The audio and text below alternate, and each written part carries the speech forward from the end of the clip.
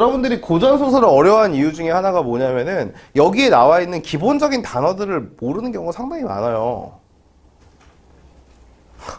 규민아, 배경하여가 무슨 뜻이야? 갑자기 가방을 싸요. 뭐 하려고요, 갑자기? 배경하여가 무슨 뜻이야? 이것 보세요. 대희하여는 무슨 뜻이야? 대희하여. 그렇죠.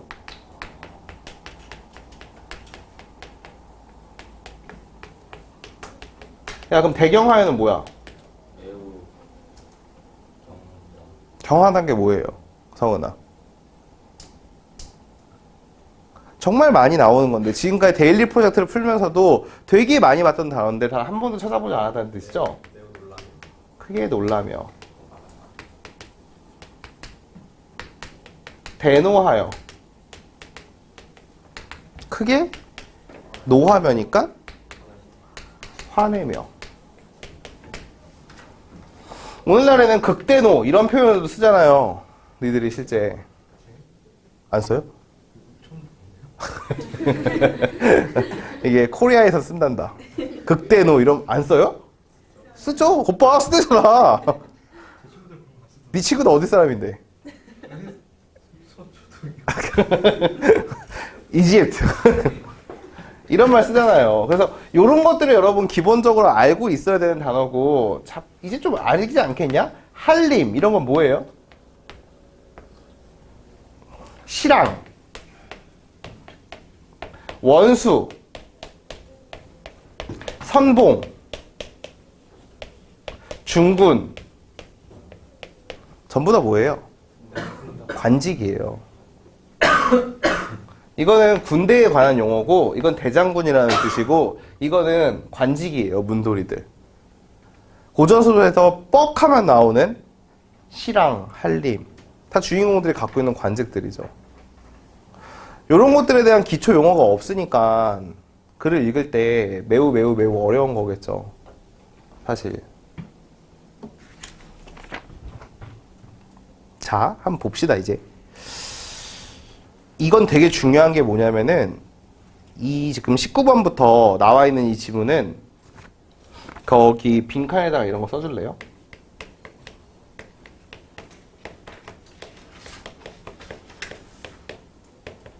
아마 여러분들이 문제집을 풀면서 꽤 많이 봤었던 서술 방식이 잦은 장면의 전환으로 라는 표현을 많이 봤을 거예요. 그게 얘예요. 이 지문 전체에 해당하는 말이에요. 이런 것도 있죠? 병렬적 구성이다 라는 말도 많이 봤죠. 병렬적 구성이라는 게 뭐야? 같은 시간에 다른 공간의 일을 동시에 써주는 방법을 병렬적 구성이라고 불러요. 그쵸? 자, 이 둘 다 뭐가 많이 등장해야 되냐면은 각설이라는 말이 많이 등장해야 돼요. 각설이 뭐예요? 쉽게 생각해서 됐고라는 뜻이에요. 됐고. 그러니까 그냥 여기까지만 이야기를 하고 다음 이야기는 이라는 뜻이에요. 되게 많이 등장합니다. 여기서 한번 봅시다. 얘는 한번 읽어볼 만한 가치를 지녀요. 왜냐? 우리 막장 소설의 두 갈래인 뭐가 들어있어요? 이거 모르나? 1인 미디어 시대. 오늘날을 지칭하는 말이죠. 여러분들도 뭐 꿈이 유튜버나 이런 걸 수도 있겠죠. 자기 채널을 꾸미는. 그쵸? 1인 미디어 시대가 사실은 우리나라의 이제 고유 스킬이었다라는 거야. 저의 주장은. 조선시대부터 1인 미디어 시대가 눈부시게 발전했던 거 알고 있어요? 그때 유튜브 있었어요? 유튜브는 없었지만 약간 뭐라 그래야 되지? 뭐 유튜브 선비 U자를 써가지고 유튜브는 있었을 수는 있겠어. 왜 그러냐면은 당시에는 뭐가 있냐면은 1인 미디어에서 제일 중요한 건 컨텐츠죠.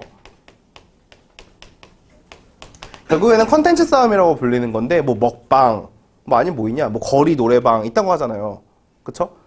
자, 컨텐츠 싸움에는 사실 조선시대에는 컨텐츠가 뭐밖에 없었냐면 소설밖에 없었어요.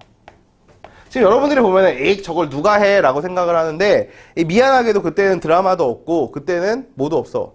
영화도 없고 그랬기 때문에 제일 사람들이 간편하고 쉽게 접할 수 있었던 게 소설이에요. 소설. 왜냐하면 극은 보려면은 자기네 한 번 이렇게 한 바퀴 돌아가지고 올 때까지 기다려야 되니까 뭐 산대놀이나 이런 것들은 보기가 되게 어려웠고 실제적으로 1인 미디어 이 누구야? 소설을 읽어주는 남자를 전기수라고 불러요. 아마 중학교 교과서에 나왔던 적도 있을 거예요. 들어도 봤죠? 전기수라고 불러서 어떤 식으로 소비가 됐냐면은 얘네가 유튜버라고 생각하면 돼요. 유튜버라고 생각하고 얘네한테 컨텐츠를 제공해주는 사람들이 누구냐면 소설가예요. 근데 여러분 이 소설가들은 하나같이 이름이 있어요? 없어요? 이름이 없습니다. 왜요? 내가 이런 막장 소설을 지었다는 게 알려지면은 가문의 수취임과 동시에 관직에 나아가지 못할 테니까. 대부분의 사람들이 과거를 준비하면서 돈이 없기 때문에 어떻게 해요?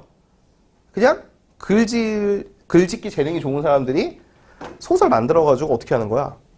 서울의 가장 큰 책방을 들고 가는 거예요. 그럼 거기는 이제 배급사 사장이에요. 쉽게 생각해서. 단순히 여러분 서점 주인이 아니라 그냥 진짜 총 뭐 20세기 폭스처럼 뭐 14세기 조선 이런 거 있잖아. 14세기 구미호 이런 데 들고 가가지고 보이는 거야. 그러면은 괜찮네? 이렇게 보는 거죠. 그러면 좋습니다. 얼마에 계약합시다. 라고 해가지고 계약을 하고 그 다음에 대학생 알바, 성균관 유생들을 불러가지고 그거를 뭐를 하냐? 필사를 하는 거예요. 쉽게 생각해서.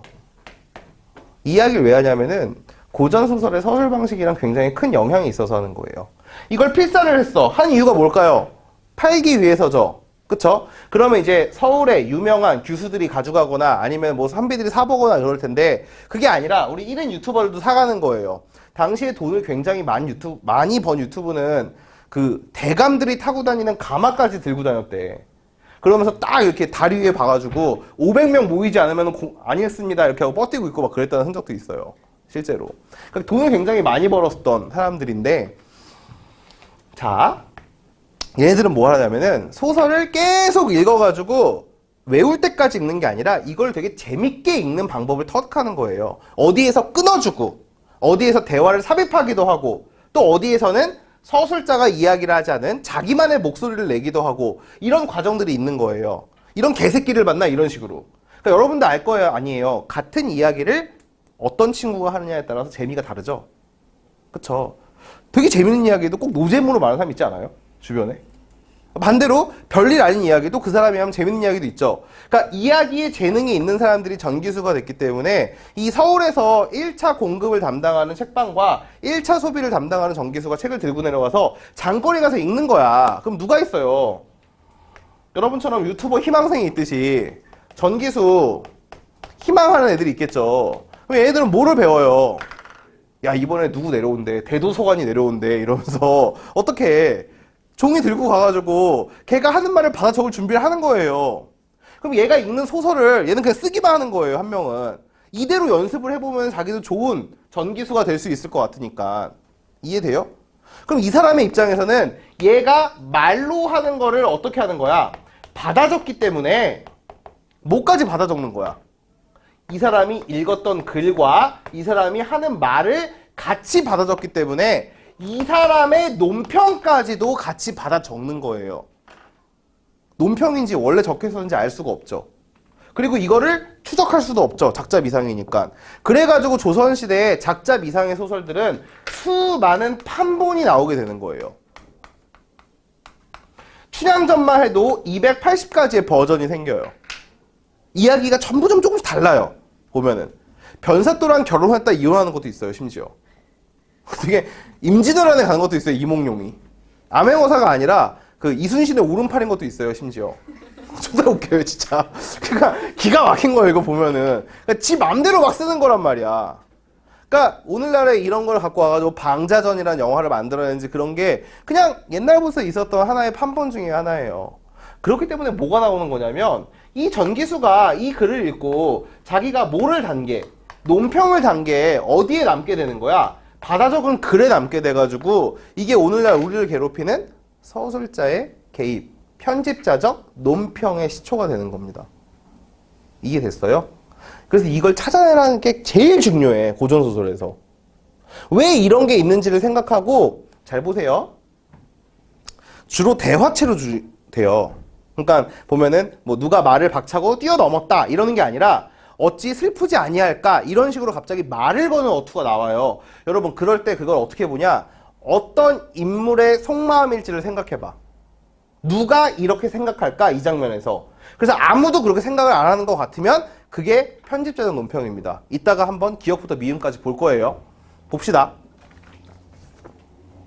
자, 앞부분의 줄거리. 김진옥은 승전 후에 귀국하는 도중에 풍랑으로 표류했다가 부친을 만나 용궁에 가게 된다. 자, 환상세계가 나와 있죠. 남해 용왕의 요청에 따라 김진욱은 등극 용왕을 물리치게 된다 라고 하면서 수중의 싸움에 개입하고 있죠. 이때 무양공주는 김진옥이 자신과 혼인을 거부했던 것에 앙심을 품고 이선영, 정동환 등과 계교를 짜 김진옥의 아내인 유부인과 아들이에요. 이름이 애운이에요. 불쌍하죠? 애운을 죽이려고 한다. 김애운. 아 맞잖아. 김진옥이니까 김애운일 거 아니에요. 김애운을 죽이려고 한다.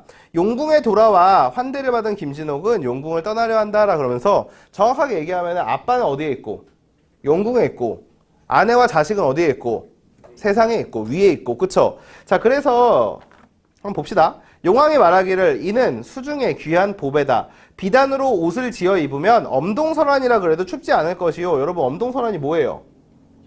겨울이겠죠. 매우 추운 겨울이라고 잘 해석할 수 있네요. 그쵸? 이 진주를 몸에 두면 70이 넓도록 녹발이 장춘이다 라고 얘기하네요. 보배라 그랬으니까 이 진주의 기능은 뭐겠어요? 70이 넘도록 젊음을 유지하게 해준다 정도로만 해석하면 되겠죠. 또한 죽은 사람의 입에 넣으면 환생하니 라고 돼 있네요. 이거 개꿀이네요. 뭐예요? 라이프 1을 더해주고 있죠.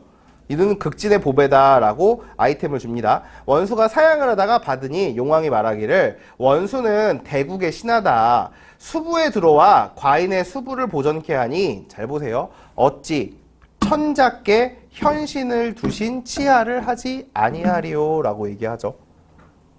치하가 뭐야? 축하. 오케이? 축하. 누구한테 축하를 하는 거야? 천자한테. 천자가 누구야? 김진옥이야?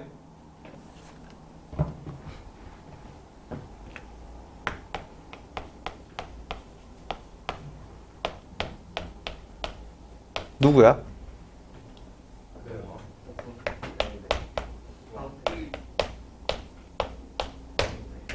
황제입니다. 반드시 기억해 두세요. 진짜 모르더라고요. 천자가 황제라는 걸 모르더라고요. 진짜 깜짝 놀랐어요. 여러분 황제랑 왕이랑 어떻게 달라요? 왕남의 황제 아니에요?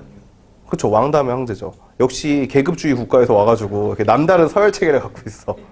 그러니까 황제를 이제 파라오라고 부르면 그쵸? 이해됐어요. 왕은 그러니까 중국은 크잖아 기본적으로. 그래서 각지를 다스리는 왕이 있고 우리도 조선을 다스리는 왕이 있는 거야. 얘네들은 누구를 모셔야 돼? 황제를 모시게 되는 거예요. 알겠죠? 그래서 그 사람을 천자라고 불러요. 이해됐죠? 이제 여러분들이 왜 34번의 정답이 3번이 답이 될 수 없는지, 다른 말로 하면 적절한 정보인지를 알 수 있죠. 용왕은 김진옥의 공과 관련된 내용을 글로 적어 천자께 알리려고 했다. 나와 있죠? 요 파트. 왜요? 19번에 3번 선지 나와 있죠. 지금 정보 찾았죠. 치사해요 사실. 찌질하죠. 요거 한 문장 갖다 그렇게 하는 건 3번 했죠. 그래서 알려준 거야 지금. 요 문장 때문에 너희가 해석을 못하고 넘어간 거라고. 자, 그 뒤에는 쭉 볼 거 없습니다. 왜냐면 다 와가지고 지금 아이템 주고 있어요. 일광주 주고, 부채 주고, 칼 주고, 금표통 주고 쭉 하면서. 자, 각설까지 넘어갈게요. 각설. 그러니까 지금 이 장면은 원수가 어디 용궁에서 선물을 받아가지고 이별하는 장면이고, 그 밑에 한번 봅시다. 각설. 차시에 무사가 애운을 물속에 넣으려 잡아가니 애운이 통곡하면서 애운은 사람은 여자 이름이지만 이름은 남자예요. 우리 엄마 어디 계시고 나는 어디로 데려가냐? 우리 모친이 야속하다 라고 슬피 통곡하니, 잘 봐봐. 무사가 잔인히 여기고 불쌍히 여겼다라 그랬으니까 이 새끼 사이코패스예요? 잔인하게 여겼다가 불쌍하게 여긴 거예요? 둘 다 같은 태도겠죠. 그러니까 잔인히를 몰라도 그냥 뭐라고 해석하면 돼? 불쌍하게라고 해석하면 돼요. 해석해야 돼요. 그리고 알겠죠? 이게 만약에 뒤에 불쌍히라는 말이 안 나오면 분명히 어휘풀이를 줄 단어예요. 자, 불쌍하게 여겨 달래면서 왈, 아유 진실로 불쌍하네. 천자의 명이 급하니 우리가 어찌 거역하리요 라고 하고 이끌어가다가 강수에 던지고 가니 어찌 불쌍하지 아니하리요 라고 하면서, 자, 이 대사는 누가 친 거예요? 기억은? 무사가 친 거예요? 아니면 엄마가 친 거예요? 애운이 친 거예요? 아니죠. 서술자가 친 거죠. 이해돼요? 요런 게 개입이에요. 소소한 창천이 굽여 살피실 거다. 이것도 누구의 의견이에요? 누구의 의견이야? 무사의 의견이야? 던지고선 아유 하늘이 살피겠지? 이랬어요? 아니잖아요. 미친놈이죠. 누구예요? 이것도 서술자의 의견이죠. 자, 용왕이 그 강의 용신에게 칙지를 내리사 물에 들어온 아이를 살리라고 하니 용왕이 칙지를 받아 물 밖으로 내치니 애운이 정신이 아득한 중 물을 무수히 토하고 모친을 부르면서 동서로 방황하더라. 그러면서 어쨌든 엄마를 잃어버렸지만 목숨은 구했어요. 자, 중략 이유 봅시다. 여기도 중요해. 자, 무사가 달려들어 거상에 실으려고 하니, 자, 실은다 그랬으니까 거상이란 말은 뭔지 몰라도 물건을 실을 수 있는 거겠죠. 뭐겠어요? 그래, 수레겠죠. 그 정도는 알아요? 수레 거자인 거? 잘했어요. 난영이 소절을 붙들고 슬피 통곡하며 말하기를 가련하고 애달다. 유부인 같은, 소저의 정체가 나왔네. 소저가 누구야? 유부인이죠? 누구의 아내? 김진옥의 아내. 요조승려를 이렇게 차목히 원사할 줄은. 얘들아 봐봐. 원자는 모르지만 우리가 뭐는 알아? 사자는 알죠. 24라 몰라 사자. 너 얘가 알면 다 아는 거예요. 이건 치욕이야 모르면. 그치? 역시 상형 문자의 나라에서 와서 같은 글자를 잘 인식을 하는군. 자, 죽을 줄은 꿈에나 생각하였으리요 라고 해석을 하시는 겁니다. 천지신명과 1월 성진과 황천후토를 굽이 살펴세요 라고 하면서 지금 일때 어쨌든 죽을 위기에 처했네. 낭자를 붙들고 방성통곡하며 남녘을 멀리 바라본들 그림자가 있으리요. 그림자도 없죠. 한참 이렇듯 힐련할제 선영과 동한 그 앞부분 줄거리에 나왔던 어떤 거? 무양공주의 쫄따구들이죠. 즉 나쁜 놈들이에요. 호령이 추상 같아 바삐베라 재촉이 성화 같으니 무사가 달려들어 수레를 재촉하더라 라고 돼 있어요. 저는 또 각설이죠. 장면이 또 전환됐어요. 이거 엄청 태포가 빠른 거예요. 다른 공간의 일을 같이 이야기하려고 그러면은 이런 식으로 깨서 교차 편집이 일어나고 있어요. 이런 걸 우리가 극에서는 교차 편집이라고 불러요. 장소 두 개를 동시에 진행하는 걸. 자, 김원수가 애운을 데리고 만리강에 다르니 강변에 한 척의 사람도 없거니와 라고 하면서 누구를 찾았어? 아들을 찾았죠? 그쵸? 한 척의 배도 없거늘 가장 민망하여 사공을 찾으니 한 사람이 나와서 말하기를 예부에서 관리를 보내 만리강에 있는 배 수척을 도사공으로 하여금, 도사공은 뱃사공이죠. 개명전에 올려가게 했소이니 행차가 바쁘셔도 어쩔 수 없습니다 라고 이야기하면서 응 배 없어 라고 하는 말을 되게 길게 했죠. 원수가 차언, 여기서 언자는 말씀 언자니까 그 말을 듣고 앙천 탄식하며 화산을 향하여 배례하면서 이 강은 길이가 만리요 넓이가 30리라 몸에 날개가 없으니 어찌 건널이 있고 선생님은 진옥의 사정을 급히 살피소서라고 해서 무언가 자기의 선생이 있는 곳 같아 하고 무수히 배례하더니 이때 화산도사가 자 또 장면이 바뀌었어요. 그쵸? 갑자기 산 쪽으로 바뀌죠. 화산도사가 천지 난간에서 낭자를 죽이려 하는 거동과 원수가 강에 이르러 배가 없어 건너지 못하는 양을 보고 나왔지. 대경하여. 이런 게 기본기예요. 급히 놀라서 어떻게 한 거야? 조화를 부려 이렵 소선을 지휘하여 강변에 닿으니 원수가 대희하여 나오죠. 크게 기뻐하며 그 배를 타고 순식간에 강을 건너 남산을 돌아들어 석교를 지나 종남산을 바라고 말을 지쳐 들어가며 자세히 살펴보니 엄청나게 빠르게 공간이 압축되고 있어요. 그쵸? 이런 걸 속도감이라고 불러요. 옆에서 써주세요. 속도감이라고. 오늘 선생님이 옆에다가 해설 달아주는 거는 너희들이 앞으로 많은 고전 문제를 풀 때 나올 때 이러한 장면의 감각을 익히셔야 돼요. 이런 게 속도감이 있는 거구나. 이런 게 잦은 장면이 전환되는 거구나. 이런 거. 제가 이 지문을 풀면서 얼마나 기뻤으면 이렇게 별표나 2개 쳤겠어. 이거 어려워가지고 되게 친 게 아니야. 이 완벽한 소설 수업에서 쓸 수 있는 재료라서 쓴 거예요. 그동안 기다리던 게 여기 있었어. 잘 좋다. 원수가 생각하되 이는 반드시 부인이다 라고 추측하죠. 그리고 근편을 들어, 여러분 근편이란 거는 꼭 알아둬야 되는 한자 중에 하나예요. 채찍입니다. 호화로운 채찍을 근편이라고 부르기는 해요. 포르쉐 키 정도라고 생각하시면 되겠죠. 이 말은 비룡말이다 라고 하면서, 설마 비룡을 모르는 건 아니죠? 요리왕 비룡 말고 멍청아. SK 와이번스 그 있잖아. 그 와이번을 비룡이라고 불러요. 날아다니는 용. 그러면은 말이 뭐야? 정체가. 그렇지. 날아다니는 말이라는 뜻이에요. 1인 비행기. 개꿀. 순식간에 살같이 달려가 법장에 다다라 살펴보니 부인은 기절하였고 무사는 시각을 기다릴째 한 대장이 비룡말을 타고 나는 듯이 달려들어 일진을 해치고 수레를 박차며 낭자를 안고 슬피 울거늘. 우리 정황상 보면 이 낭자가 자기의 부인이란 걸 알 수가 있어. 정동한들이 대경 실색하여, 자 대경 또 나왔죠. 많이 나온다니까요. 어찌할 줄을 모르는지라 원수가 낭자를 보고 기절하였더니 이윽고 정신을 진정하여 울면서 왈 부인아 부인아 김진옥이 여기 왔나니 부인은 정신을 수습해라. 이때 애운 남자애죠. 곁에 앉아 울면서 왈 한강수에 빠져 죽었던 아들이 여기 왔어요. 모친은 빨리 진정하고 부친을 배웁소서 하고 얼굴을 한 대 뒹굴며 통곡하니, 또 서술자의 논평이네요. 천지 일월이 무강하고 산천소목도 다 슬퍼하더라 라고 이야기하죠. 낭자가 어찌 살아나지 못하리요? 살아났죠. 아까 뭐가 생각나야 돼요? 이쯤 되면. 그치, 진주가 생각나야 되죠. 진주 매겨가지고 살려냈어요. 정말 재미도 없고 허무맹랑한 이런 이야기라, 야 진짜 농담이 아니야.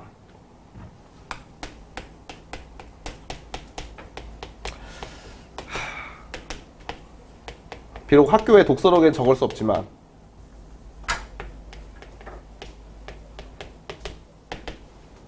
읽으세요. 영웅문. 네? 소설이에요. 제목이 영웅문이에요. 1부도 있고 2부도 있어요. 3부까지 있는데 2부까지만 읽으면 돼. 순서대로 읽어야 재밌다. 왜냐하면 1부 주인공의 자식이 2부 주인공이라서. 무슨 내용이냐면 이거는 흔한 영웅 소설이에요. 여러분들이 판타지 소설을 추천받을 때 반지의 제왕을 추천 많이 받죠? 그쵸? 반지의 제왕이라는 건 알고 있잖아요. 영화로도 제작이 되고. 무협지에서는 얘입니다. 우리 동양의 톨킨, 동톨. 김용의 영웅문. 우리나라 사람 아니에요. 아버지들은 거의 다 아실 거예요. 대부분. 명작 오브 명작이라서 2부가 꿀잼이에요. 2부는 연애소설이에요.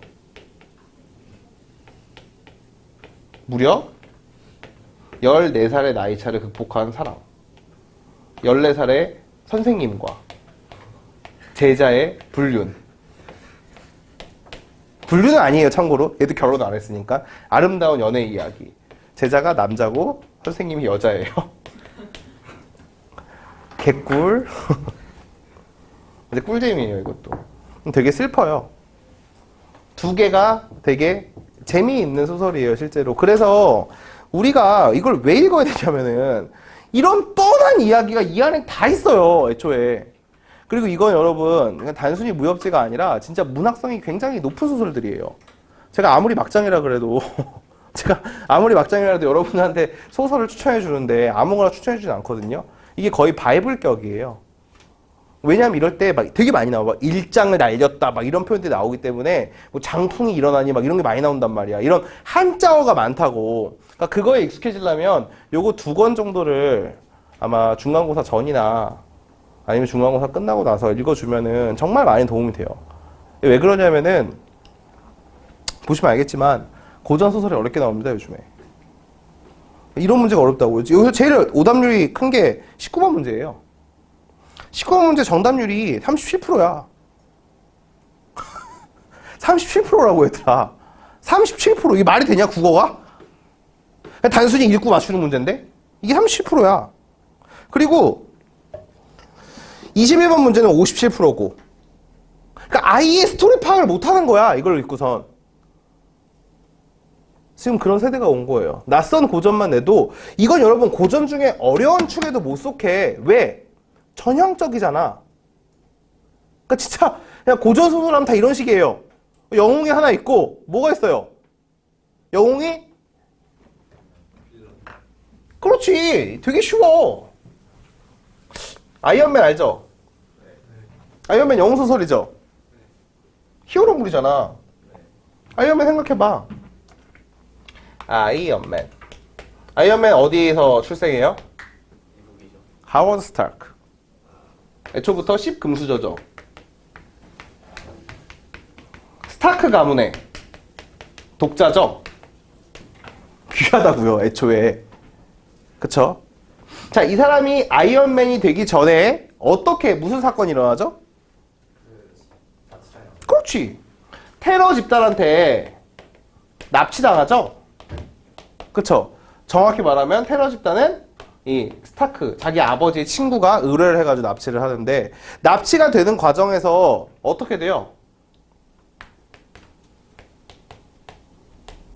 죽을 위기에 처하죠.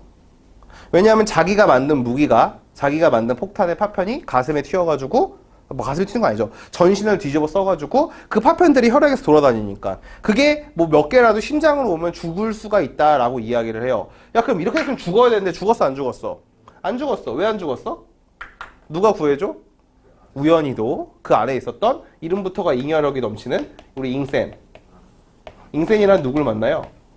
조력자를 만나죠. 그래서 이 조력자의 도움으로 뭐를 해요? 슈트, 마크, 원을 제작하죠. 그래서 이거를 가지고 어떻게 돼요? 탈출하죠. 그리고 끝나요, 영화가? 끝나지가 않아요. 그 다음에 어떻게 돼요? 세계 위기가 닥치죠.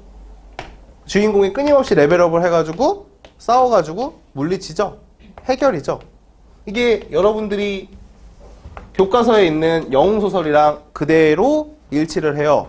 비정상적인 출생, 고귀한 가문, 어린 시절에 죽을 위기를 처함, 거기에서 조력자를 만나게 됨, 조력자의 도움으로 능력을 얻음, 나라의 위기를 해결함. 이게 교과서에 나와 있는 영웅소설의 구조예요. 이 구조는 아주 옛날에 헤라클레스의 이야기부터 오늘날의 아이언맨 이야기까지 전 세계적으로 공통된 포맷이야. 이 포맷을 여러분들 한 번, 두 번 정도로 익혀놓으면 굉장히 편해요. 왜냐하면 낯선 고전이 나와도 아유, 또 이 이야기야? 이 부분이군. 이런 식으로 읽어낼 수가 있어요. 그러려면은 한 편의 영웅소설을 제대로 읽는 경험이 되게 필요합니다. 알겠죠? 영화 보는 건 소용이 없어요. 영화 보고 깨달아야죠. 그래서 이거 읽으라고요. 이거 읽으라고요. 되게 중요한 소설이에요. 재밌어요. 저도 가끔 우울할 때 봐요. 무협지 좋아함. 그러면 여러분들 19번이나 21번 같은 문제는 안 틀려요, 사실. 자, 22번 같은 문제 어떻게 푸는지 팁을 드릴게요. 22번 같은 문제는, 자, 봐봐봐. 1번을 보면, 기억은 인물에 대한 서술자의 비판적 의식을 보여준다 그랬을 때, 가련하지 않으리요 라고 했으니까 맞아요, 틀려요? 틀리죠? 그럼 1번은 지우시면 돼요, 그대로. 자, 그리고 중요한 게 2번으로 넘어가는 게 아니라 3번으로 보는 거야. 왜냐면 똑같이 기억을 물어보고 있잖아. 그래, 안 그래, 기환아? 그래요. 자, 그럼 기억은 어떻게? 인물의 처지에 관한 서술자의 주관적인 판단을 드러내고 있대. 맞죠? 그럼 얘는 적절한 거니까 정답의 후보가 돼요. 그럼 빨리 미음을 보세요. 미음을 봤더니 뭐가 나와? 낭자 어찌 살아나지 못하리요. 이것도 누구의 판단이야? 서술자의 주관적인 판단이지. 그럼 3번은 뭐 때문에 틀렸어? 니은과 달리라는 말 때문에 틀렸죠? 그럼 지우세요, 이제 3번도. 그 다음 어디로 가야 돼요? 2번으로 가야죠. 미음을 봤으니. 이렇게 연쇄적으로 물고 늘어지는 거예요. 미음을 봤더니 뒤이어 일어날 사건을 짐작하게 하고 있대. 살아난다는 뜻이니까. 그쵸? 그 다음 어디로 가요? 니은으로 가가지고 확인해 봤더니 구해진대요. 맞죠? 그 답을 2번으로 가시면은 선택지를 1, 3, 2순으로 읽고 답을 내릴 수가 있어야 이런 식으로 풀어야 제일 빠릅니다. 하나씩만 생각해가지고 왔다 갔다 거리는 거. 알았죠? 이렇게 하면 안 돼. 기억 보고, 리을 보고, 이렇게 하면 안 된다고요. 니은 보고, 미음 보고, 이것도 안 된다고요. 이러지 마시라고요. 하나를 보면 하나에 대한 내용만 정립을 하세요. 되게 중요한 버릇입니다, 버릇 이거는. 시간이랑 정확도를 모두 잡게 해줄 거야. 알겠죠? 자, 그 다음에 23번 문제 가시조 있죠? 지금부터 뭘 해보냐면은 이홍유의 삼민유가를 자연과 속세의 대립적인 관점으로 나누어가지고 가지문 뭐가 자연에 대한 시어고 뭐가 속세에 대한 시어인지 지금 동그라미 세모로 표시해보세요. 자연은 동그라미, 속세는 세모예요. 요거 하고 조금 쉴게요.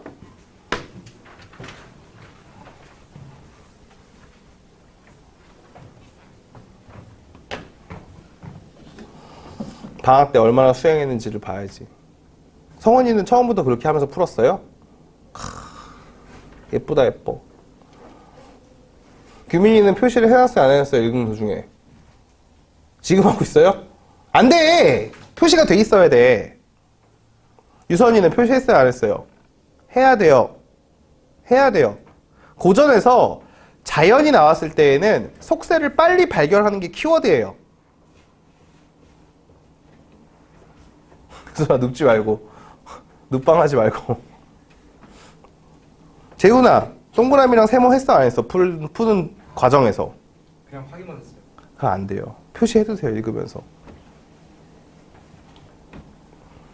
그걸 위해 가지고 우리가 겨울방학 1월달에 그렇게 고전을 조진 건데. 그래 안 그래 재훈아? 조져진 건 언제나 나였다야? 고전을 조지러 가보자. 1분 뒤 조져진 건 나였다.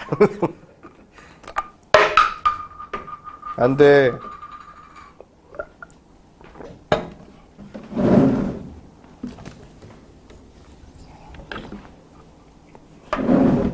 자, 일수. 산수 자연이에요? 아니면은 속세예요? 자연. 공명부기. 속세. 속세의 대표적인 속성. 공명부기, 부기, 공명 같은 말. 차중에 청유한 흥미. 흥미는 뭐예요? 자연이죠. 자연 속에서 느낄 수 있는 아름다운 맛이란 뜻이에요. 단어를 알란 뜻이 아니라 흥미를 좋아한다라고 했으니까 자연에서 느끼는 기분이겠죠. 문맥상. 그렇게 보시면 돼요. 조그만 이내 몸이 천지간에 혼자 있어. 자, 청풍명월. 자연이야 속세야? 자연. 벗삼아 누웠으니 세상. 속세예요? 자연이에요? 속세. 시시비비. 속세예요? 자연이에요? 속세. 시시비비는 뭐랑 똑같은 뜻이야? 시비. 시비 걸지마 라고 할 때 그 시비야. 시비가 뭐야? 옳고 그름. 나는 몰라 하노라. 늙고 병든 몸을 세상이 버리실제. 위에 나와 있는 세상이랑 똑같은 속세가 나와 있고, 자, 조그만한 초당. 뭐예요? 자연. 왜? 시내 위에 있으니까. 읽어두고 목전에, 여러분이 목자가 무슨 목자예요? 나무목이요? No, 눈목이죠. 그럼 눈에 보이는 송주가 내 버시노 하노라 라고 하면서 송죽은 자연이야? 속세야? 자연이죠. 송은 무슨 송자예요? 오, 거기까지 알아요. 소나무예요. 죽은요? 알아야 돼요, 대나무는. 자, 산림에 들어온 지 오래니 산림은 자연. 세상사를 모르노라. 세상사는 속세. 십장 홍진이 얼마나 가려져 있는가 라고 하면서 가려야 되니까 홍진은 속세죠. 제가 이거 중요하다고 꼭 알아두라 그랬죠. 홍진은 붉은 먼지라는 뜻이에요. 속세의 대표적인 시어입니다. 물 외는 뭐예요? 물 외. 물 외에 뛰어들었다니까. 어디에 뛰어들었어? 자연이죠. 물 외가 자연이니까 물은 뭐야? 속세가 되겠죠. 지금 처음 보는 시조인데도 해석이 되죠? 이게 여러분 고전에서 제일 먼저 갖추어야 되는 거예요. 이걸 감이라고 불러요, 우리가. 대충 감이 나왔잖아. 뭐 하고 있는 건지. 그쵸? 이 문제 안 틀려야죠. 25번은. 그려 안 그려?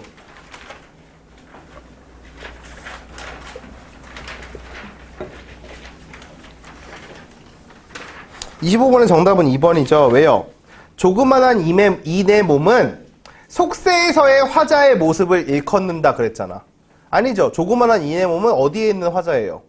자연에 있는 화자니까 속세에 있는 화자가 아니죠. 그래서 그렇게 푸셨으면 됐죠.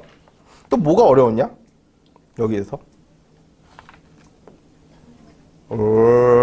거만하게 딱 이야기를 했어.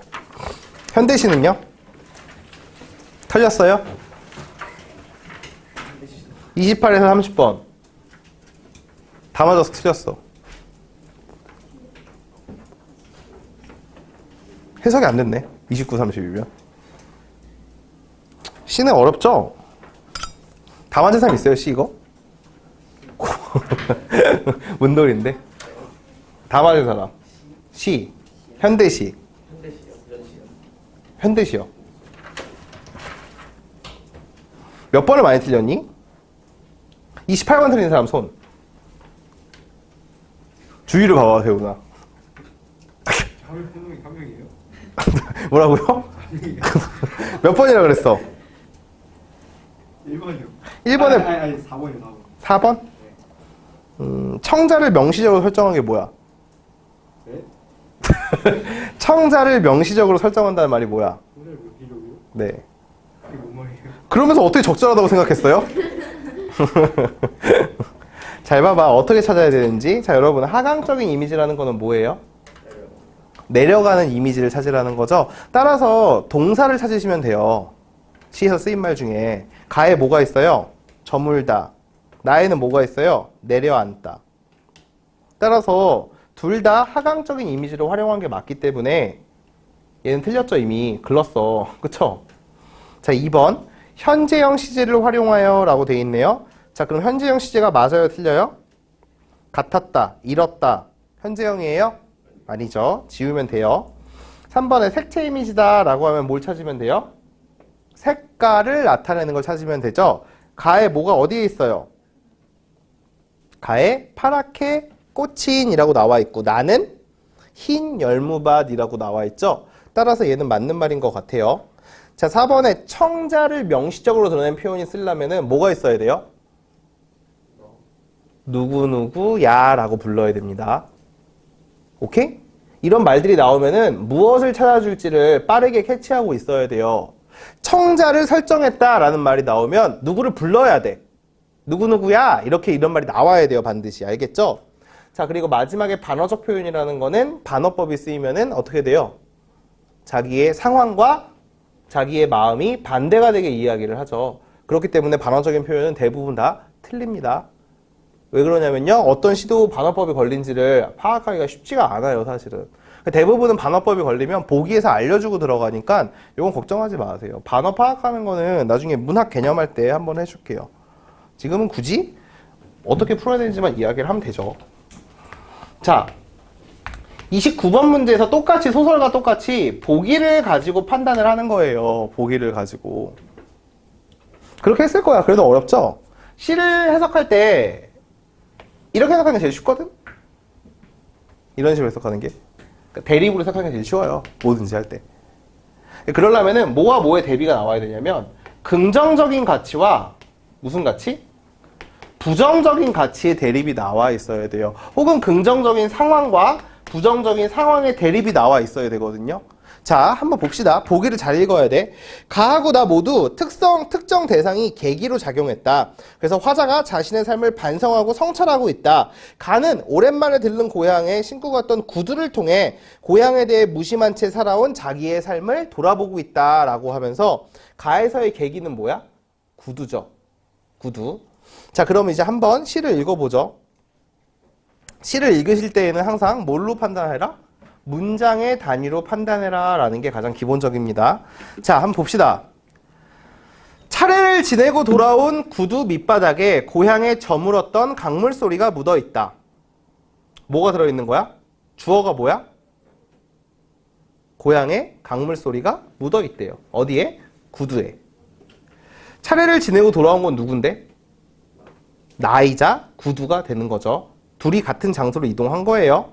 겨울보리가 파랗게 꽂힌 강둑에서 살얼음만 몇 발자국 밟고 왔는데 쑥골 상여집 흰눈 속을 넘을 때도 골모가 보세점 흐린 불꽃을 아래서도 찰랑찰랑 강물 소리가 들린다라고 하면서 지금 계속 반복되죠? 뭐가 들려요? 강물 소리가 들린대요. 근데 여러분 이 강물 소리는 어디의 강물 소리야? 고향의 강물 소리죠. 고향의 소리가 들린대요. 내 귀는 얼어서 한 소절도 듣지 못한 강물 소리를 구두는 어떻게 듣고 왔을까라고 이야기를 합니다. 자, 구두는 지금 황혼의 뒤축의 꿈이 몇 번이나 수습되고 지난 가을 터진 가슴의 어둠새로 누군가의 살아있는 오늘의 부끄러운 촉수가 쌀이 유채꽃잎처럼 꿈틀댄다. 굉장히 어려워요. 시를 읽을 때는 문장 단위를 읽어야 돼요. 자, 뭐가 꿈틀대 얘들아? 뭐가 꿈틀대? 촉수가. 이 문장의 주어는 누구야? 촉수가 꿈틀댄대요. 어디로 꿈틀대요? 어두움 사이로 꿈틀댄대요. 이게 무슨 어두움이에요? 누가 터진 가슴인데 그럼? 황혼 뒤쪽에 있고. 구두죠. 구두에 터진, 그치, 터진 가슴 어둠 사이로 부끄러운 촉수가 꿈틀댄다라고 이야기를 해주는 거죠. 좀 어려워요. 일단 넘기세요. 고향의 텃밭에 허름한 꽃과 어둠과 구두는 초면, 나는 구면. 건성으로 겨울을 보내고 돌아온 내게 고향은 꽃잎 하나 바람 한 점 꾸려주지 않고 영화 속을 흔들리는 떠나는 내 낡은 구두가 저문 고향의 강물 소리를 들려준다. 출렁출렁 아니 덜그럭덜그럭이라고 하면서 끝났네. 시는 항상 불확실하죠? 문장 단위를 읽으면서 여러분들이 캐치해야 되는 건 두 개예요. 나와 감정이에요. 이 감정은 내가 가지고 있지 않은 감정이라 그래도 상관없어. 왜냐하면 시에서 나오는 모든 감정은 누구의 관점으로 보는 거야? 나의 관점으로 보는 거니까. 따라서 부끄러운 촉수가 꿈틀댄다 그러면은 누가 부끄러움을 느끼기 때문에 그런 거야?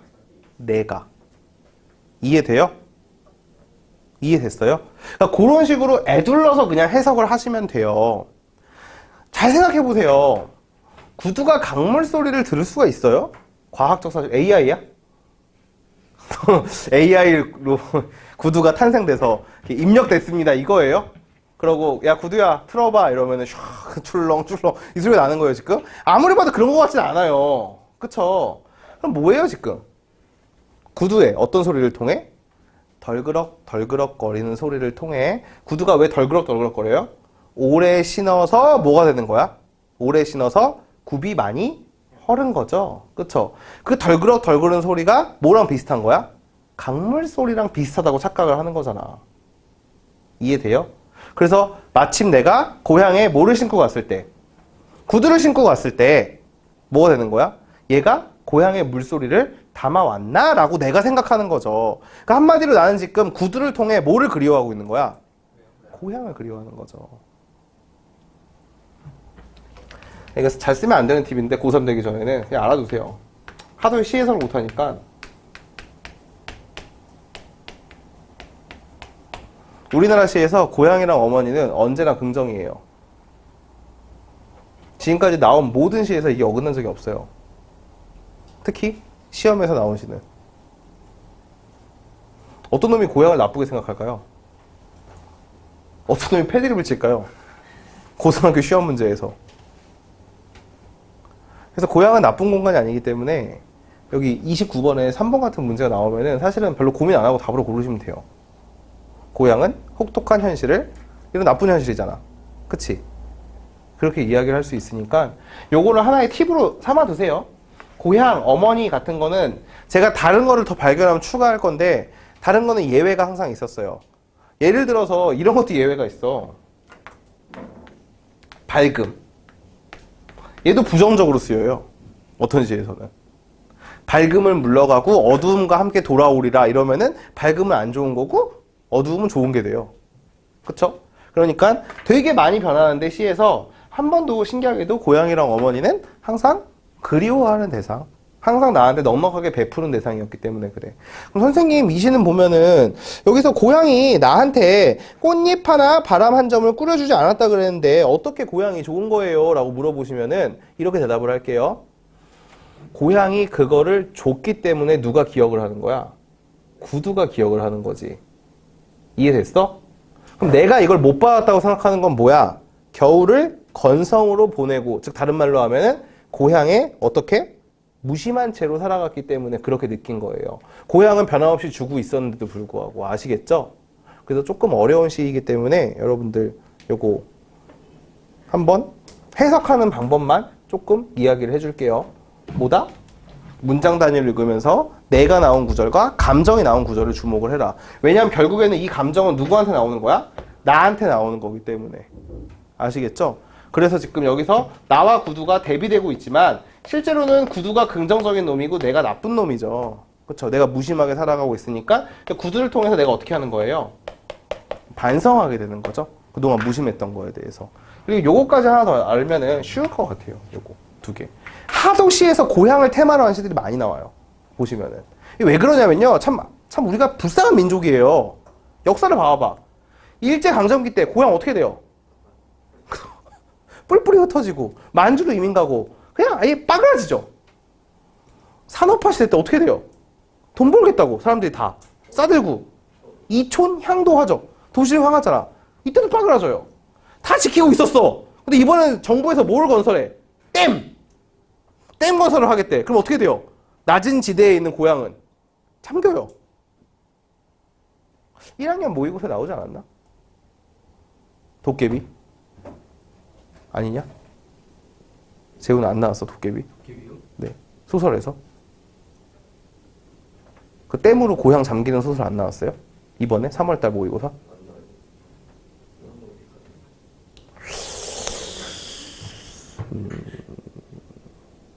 아버지가 징용 갔다가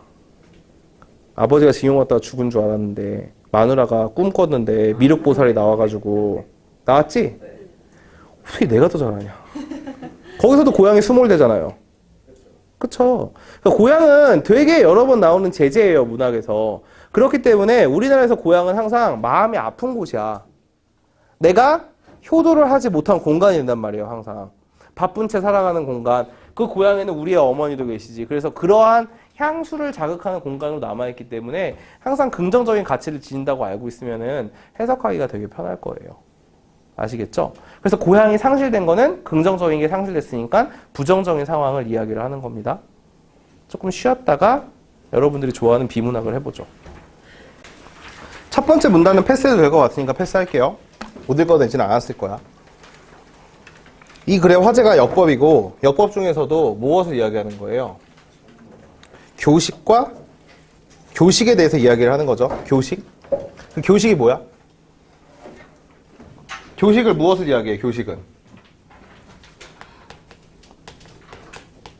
또 제가 말하는 거 보세요.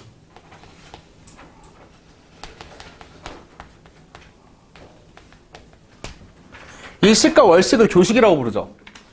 첫 번째 문단의 밑에서 세 번째 줄에 이해를 해줘요. 일식과 월식, 곧 교식 이야기를 하죠.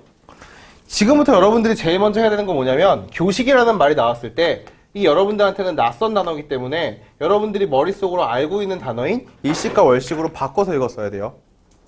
이런 걸 우리가 치환이라고 불러요. 그리고 그 다음 두 번째에 나와 있는 추보라는 말도 역시 어려운 말이라 어휘풀이까지 줬어요. 추보라는 말은 뭐예요? 어떻게 바꿔서 읽어야 돼요? 관측. 자, 따라서 여러분들이 두 번째 문단에 읽어보죠. 세종님이 나오죠. 세종은 즉위 초부터 수시력에 대한 이해를 높이려고 애를 썼고 마침내 수시력에 통달했다고 자부했다. 그럼에도 세종은 12년에 교식 추보에 오차가 생기자 이렇게 하지 말고 어떻게 해야 돼? 읽을 때 현장에서 교식 추보란 말이 아직 와닿지가 않는단 말이야. 그러니까 뭐라 그래야 돼? 일식과 월식을 관측하는데 라고 바꿔서 읽어야죠. 이거 해야 돼. 이게 안 되면 진짜 아무것도 안 돼. 그냥 여러분 여기서 교식 추보에 오차가 생기자라고 하면은 그치 머리 밖에서 겉돌아요. 근데 그게 아니라 뭐야? 수시력에 대한 이해를 높이려고 애를 썼고 통달했어. 그런데도 불구하고 일식과 월식을 관측하는데 오차가 생기자. 세종은 그 해결책으로 조선 만에 일식과 월식을 관측하는 방법을 찾고자 했다. 이렇게 읽는 거라고요. 논을 읽을 때에는. 이렇게 하셔야 돼요. 뭐를 한다?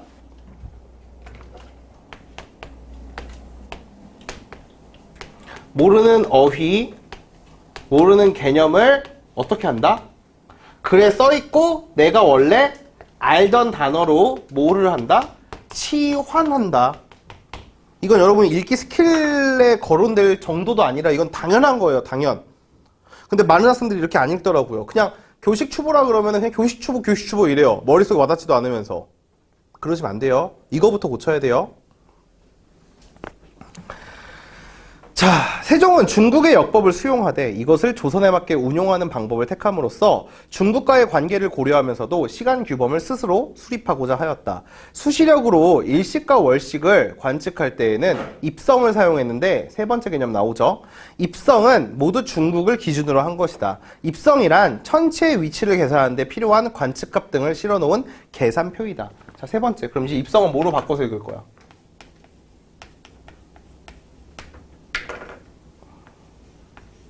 저는 입성을 관측값이라고 바꿔서 읽었어요.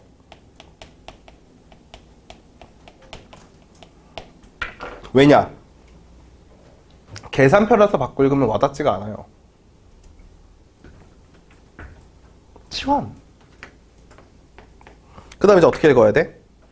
그래서 관측값을 제작하는 데 필요한 낮과 밤의 길이인 주야각을 관측하기 위해 한양의 위도를 알아내도록 명했다. 이러한 일련의 연구 성과를 담은 것은 세종의 26년에 편찬된 칠정산 내편이다. 칠정이란 태양과 달, 다섯 행성의 운행을 가리키고 산이란 계산했다는 뜻이다. 칠정산 내편은 중국의 역법에 기반을 두었지만 일식과 월식과 천체 관측에 필요한 값, 다른 말로 하면 입성이죠. 입성을 한양의 기준으로 계산할 수 있게 되었다는 점에서 독자적인 역법이다 라고 이야기를 해주죠. 자, 그 다음 문단 봅시다. 칠정산 내편의 효용성을 살피기 위해 세종은 1447년 8월에 일어날 일식과 월식을 미리 관측하기 위해 라는 뜻이죠. 그러니까 뭐 하는 거야? 예측하겠다는 뜻이죠. 그쵸? 미리 추보하여라는 말은 예측이라고 바꿀 수 있어요, 이제. 일식과 월식을 예측하기 위해 칠정산 내편, 정묘년 교식 가령을 편찬하게 했다. 자, 책 이름이에요. 책 이름 전부 다. 그런데 이 추보에도, 이 관측에도 오차가 발생하자 관측의 방법과 내용을 정비했다. 그 성과를 담은 책이 교식 추보법 가령이다. 이 책은 정묘년 8월의 교식을 새로운 계산식으로 다시 관측한 것이다 라고 나와 있네요. 자, 그러면은 첫 번째 책이 있었죠. 무슨 책이에요? 칠정산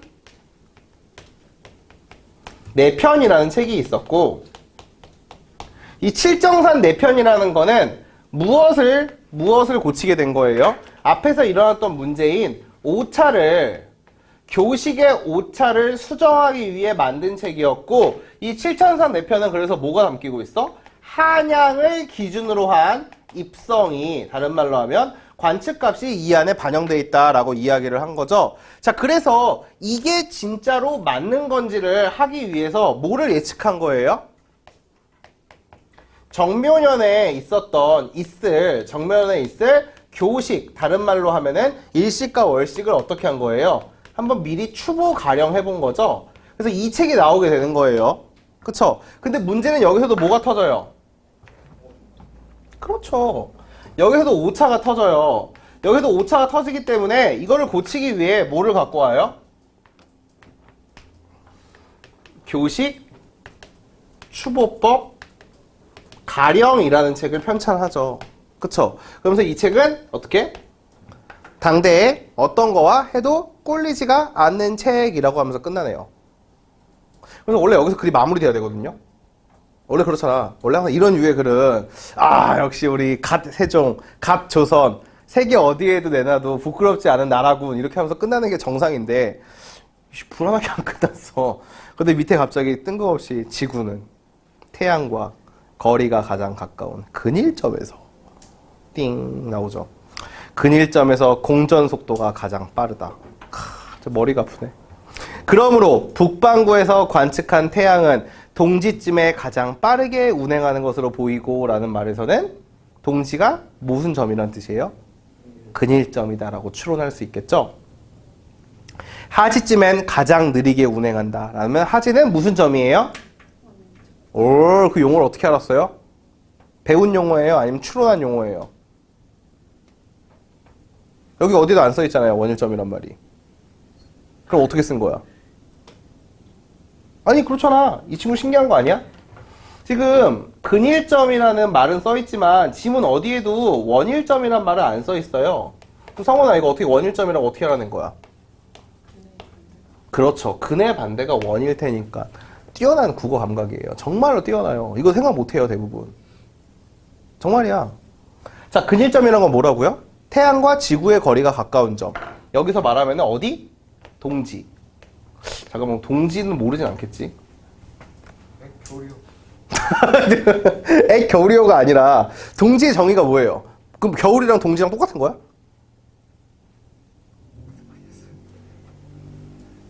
동지는 하루야. 괜찮아 이러면서 느리는 거야. 하지는 여름이 아니야. 그러니까 하지도 하루야. 어떤 하루일까? 빠른 하루. 아니 느린 하루.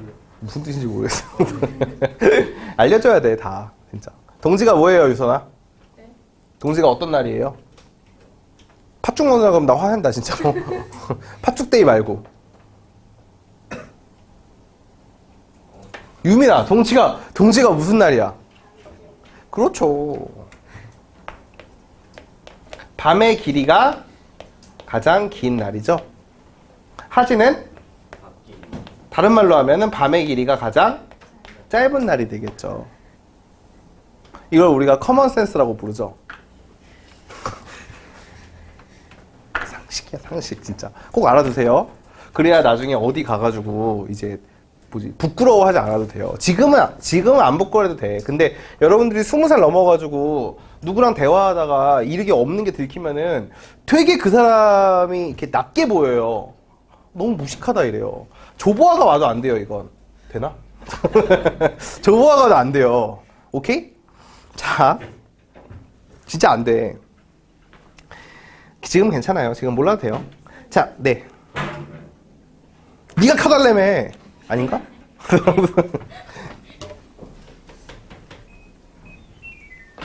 자, 그 다음 한번 봅시다, 이제. 자, 그래서 칠정산 네 편은 근일점과 동지가 일치한다고 보았고, 즉, 동지와 하지에서 이 문장이 문제입니다. 동지와 하지에서 태양의 실제 위치와 평균 속도로 운행한 태양의 위치가 일치한다고 설정했다. 그럼 뭐랑 뭐가 다른 거예요? 다른 점에서는. 실제 위치와 평균 위치가 다른 거죠? 왜 그래? 공전 속도가 다르니까. 이거 이해돼요? 이걸 이해할 수 있느냐가 없느냐가 이제 사고력 차이예요. 자, 봐봐봐. 어차피 문제를 풀 때는 이해를 못 하셨을 테니까 보세요. 서울에서 부산까지를 우리가 300km라고 한번 그냥 가정해 봅시다. 300km가 있는데 내가 이걸 10시간 만에 갔어, 여러분. 그럼 나는 1시간에 얼마만큼 속도를 낸 거예요? 평균적으로 30km를 낸 거죠. 자, 그럼 여러분, 제가 3시간 뒤에는 어디에 있어야 돼요? 평균적으로 90km 정도 가가지고 있겠죠? 3시간에는. 자, 이게 뭐냐면 여러분, 평균 속도로 추측한 나의 위치예요. 그쵸? 내가 사실은 똥이 마려워가지고 어떻게? 똥이 마려워서 얼마냐? 60km로 100km로 갔었어. 이렇게. 그러면은 나의 평균 위치는 어디에 있어요? 훨씬 더 앞에 가 있겠죠. 이렇게 여러분, 각각의 지점에서 속도가 다르면 실제 위치랑 뭐가 다른 거야? 평균 위치가 달라지는 거예요. 이제 이해됐죠? 마찬가지잖아. 공전도. 뭐라 그랬냐면 여기에서 공전 속도가 제일 빠르다라고 이야기를 했으니까 이해돼요? 이제 모든 지점에서 실제 한 바퀴 도는 평균 위치와 뭐가 다른 거야? 실제 위치가 달라지겠죠? 그걸 나온 문장이에요.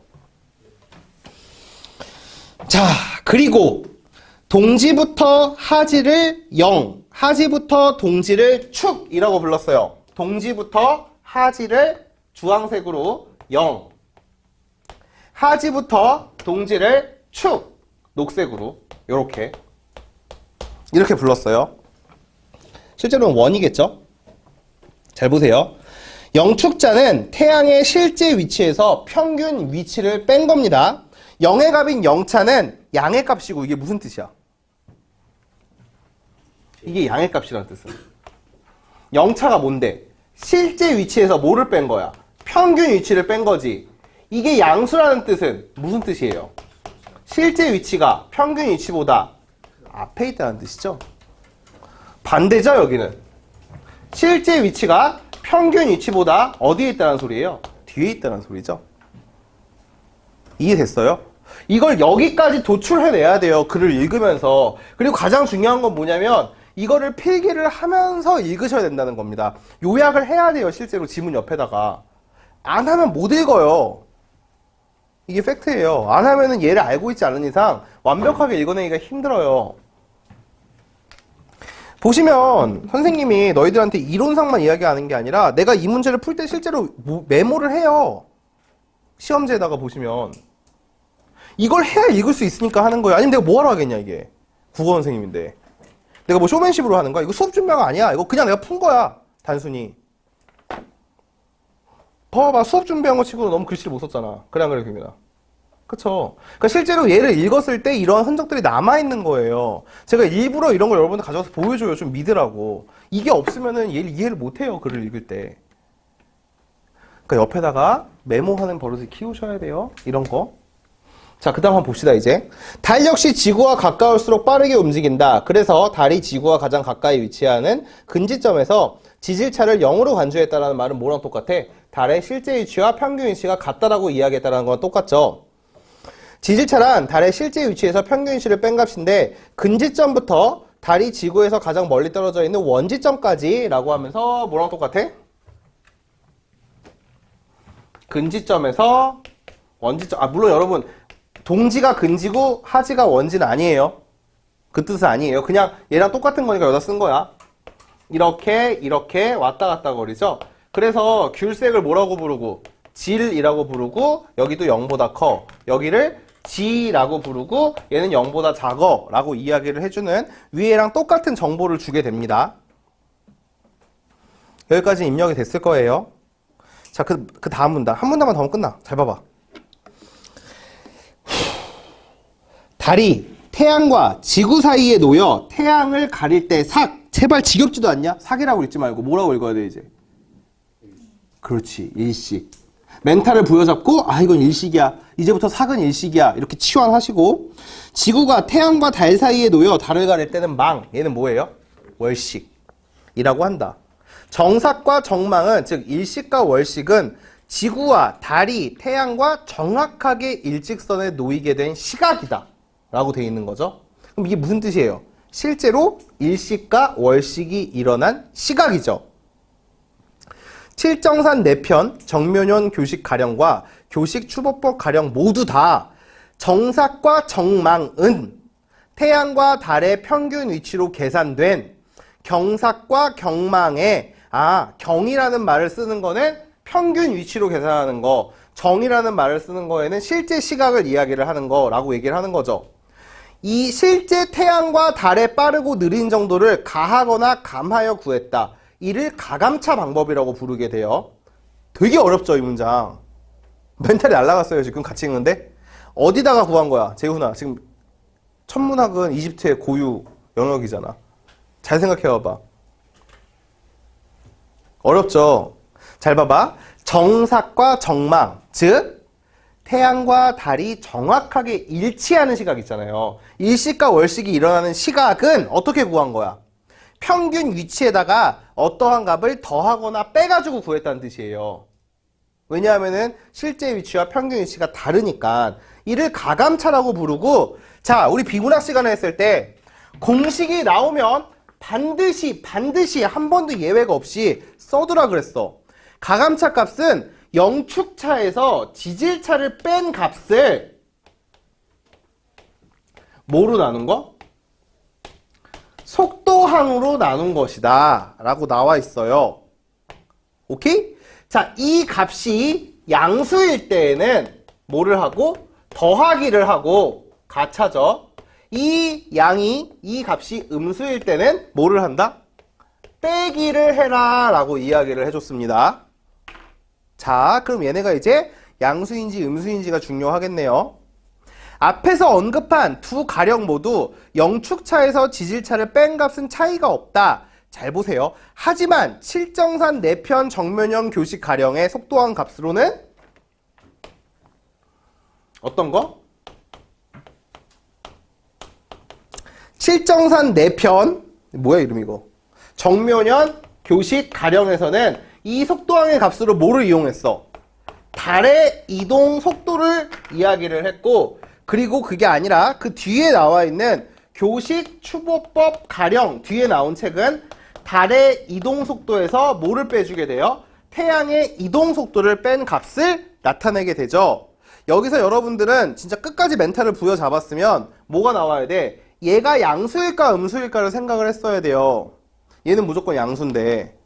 그래서 마지막에 해결해주죠. 이는 태양이 달에 비해 느린 속도로 이동했다라 그랬으니까 이 값은 무조건 양수가 나오게 되죠.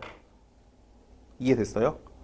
가끔가다 제가 강의를 하다 보면은 내가 국어 선생님을 왜 하게 되는지 망각할 때가 있어. 이딴 걸 왜 읽어야 돼 도대체. 아 진짜요. 제가 15년 동안 강의를 하는데 이런 지문을 읽는 게 요즘이에요. 요즘. 한 번도 이런 적이 없어요. 이거 할 줄 알았으면 리트 시험, 미트 시험 준비했지. 이런 지문이 보통 리트, 미트를 그러니까 변호사 시험 준비할 때 많이 나와요. 옛날에 친구들 과외해줄 때 해봤거든. 리트 시험 준비하는 애들. 개빡대더라도 이거 해석을 못하는 거야. 그래서 왜 못하냐 그랬더니 어떻게 읽니? 그래서 읽으면 되잖아 그랬더니 못 읽어. 그래서 이렇게 되는 거잖아. 그러니까 아 이러더라고. 그때 과외한 경우 되게 도움이 많이 되네요. 물론 그 빡대가리는 로스쿨 못 들어갔어요. 당연하죠. 국어 선생님한테 과외를 받으면 어떡합니까? 로스쿨 들어가야 돼. 자, 무튼 아휴. 자, 최고의 팁을 줄게요. 1번 문제를 풀고 2번 문제를 풀고 5번 문제를 풀었어야 돼요. 여러분들이 3번 문제를 먼저 건드리는 순간 함정에 빠지는 거예요. 문제 순서대로 푸는 거 아니에요. 비문학에서 복이 있는 문제는 가장 마지막에 푸는 겁니다. 오늘 최고의 팁이에요. 안 그래도 그렇게 했어요. 어차피 안 풀라고. 왜냐면은 1번 풀었어. 2번 풀었어. 3번을 풀어. 가나다 3개나 있잖아. 낑낑낑 거리면서 새로운 정보니까 봤어. 그 다음에 4번도 풀었어. 어떻게 돼? 와 하나도 모르겠다 뭔 소리인지 하고 풀었어요. 5번 보면은 리셋됐죠 뇌가. 다시 읽어야 돼요. 기억부터. 얘 뭐지? 뭐였지? 이러면서. 그러니까 그거를 막고자 보기가 있는 거는 맨 마지막에 풉니다. 이게 가장 기본이에요. 어휘 문제는 처음 풀던 마지막에 풀던 신경을 안 쓰는데 저는 웬만하면 마지막에 풀어요. 어휘 문제를. 물론 이제 시간이 쪼들려가지고 답을 찍어야 되는데 이거라도 풀어야겠다 싶으면 처음에 풀어야겠죠. 그쵸? 근데 웬만하면 어휘 문제는 맨 마지막에 푸는 게 좋아요. 글을 한 편 다 읽었을 때 어휘력이 나오기 때문에. 어떤 선생님들은 어휘력이 뭐 부족하기 때문에 이걸 먼저 풀고 들어가라라고 하는데 전 딱히 그렇게 동의하진 않아요. 무튼 어찌됐든 간에 1번 문제, 2번 문제를 푸신 다음에 그 다음에 5번 문제를 푸시고 그 다음 3번과 4번을 푸는 건데 지금 선생님이 먼저 해설해 줄 건 4번이에요. 자, 4번 봐봐봐. 어떻게 해야 되는지. 보기 봅시다. 정면현 8월에 하지를 지나 동지로 가는 시점으로 라고 돼 있어요. 그럼 뭐야 얘들아? 요약한 거 봐야지. 야, 하에서 동으로 갔어. 뭐야? 빨리 멘탈 잡고. 하에서 동으로 갔어. 뭐야? 축. 축이니까 양수야 음수야? 음수. 달은 원지점에서 근지점으로 간대. 야 봐봐. 원지에서 근지. 뭐야? 지. 값은? 음수. 칠정산 내편 정면형 교식가령 개 짜증나 이름도. 교식 추보법 가령의 추보법에 의하면 경삭이 일어날 때 태양의 실제 위치의 차이는 2.39였고 달의 위치의 차이는 4.99였다. 넣으면 되겠네. 자, 축이었으니까 얘는 몇이에요? 마이너스 2.39. 얘는 지였으니까 뭐예요? 마이너스 4.99. 그러면은 이 축에서 지를 뺀 값은 양수예요, 음수예요? 이걸 음수라고 따지면 더 이상 제 영역이 아니에요. 그쵸?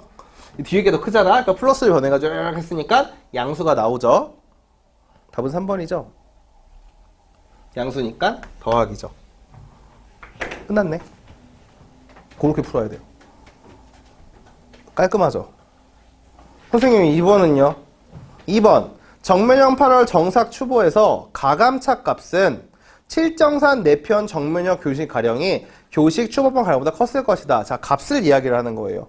양수인지 음수인지가 중요하지 않고 잘 봐봐. 그럼 뭐에 따라 달라져? 둘은 위에 분자는 똑같다 그랬으니까 분모의 차이에 갈라지겠네. 앞에 나온 책은 달의 이동 속도로 나누는 거고 뒤에 나온 책은 달의 이동 속도에서 태양의 속도를 뺀 걸로 나누는 거야. 그럼 얘들아 누가 더 커? 귤색이야 녹색이야? 큰 숫자는? 귤색이 더 크지? 자, 큰 수로 나누면 숫자가 더 어떻게 돼? 작아지지? 됐어? 재현아 이제 의심이 들지? 이게 국어 수업인지 과학 수업인지. 모르겠어요. 이거 이해 안 가요? 네. 이건 수학이야. 아, 재훈아. 1을 4로 나누는 거랑 1을 2로 나누는 거랑 누가 더 커? 당연히야, 당연히. 그러니까 얘가 더 작은 수잖아. 네. 그러니까 얘가 더 크지. 이 책이. 그렇죠. 네, 이거 보세요. 2번.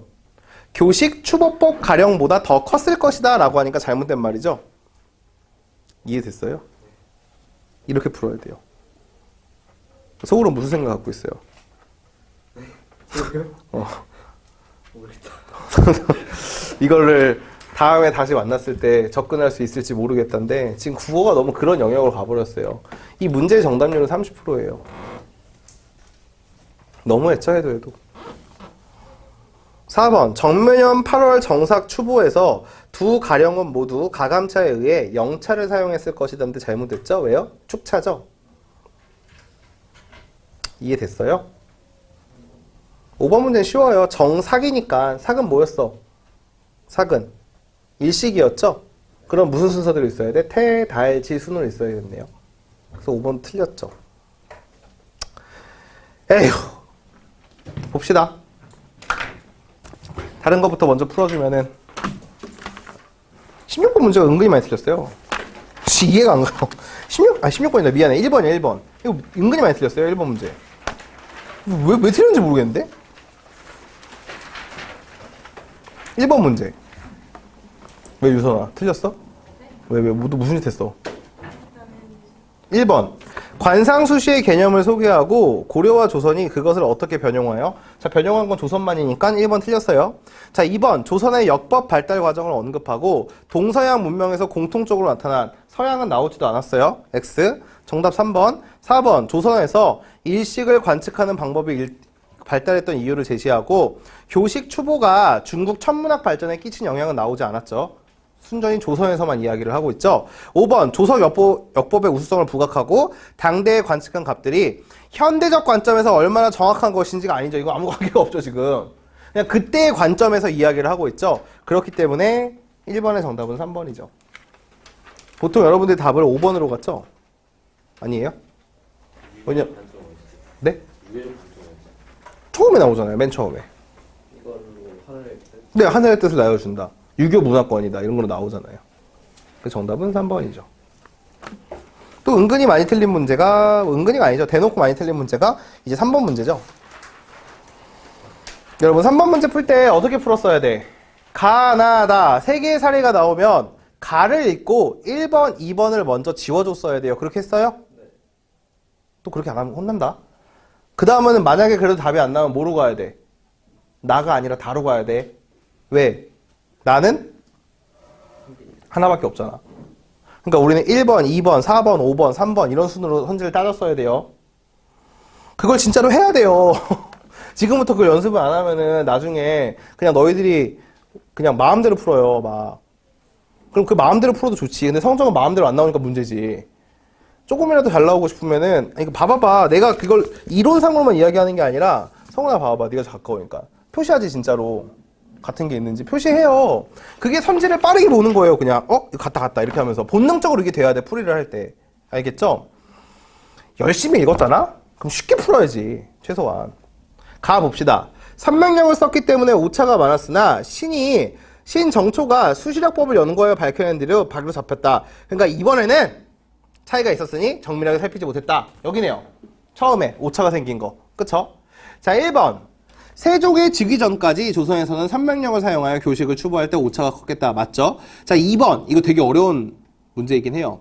세종 12년에 교식 추보의 원인을 밝히기 위해서 뭐를 만든 거예요? 뭐를 만든 거예요, 얘들아? 봐봐, 여기 칠판. 이거를 밝히기 위해 뭐를 만든 거야? 그치. 뭐가 아니라?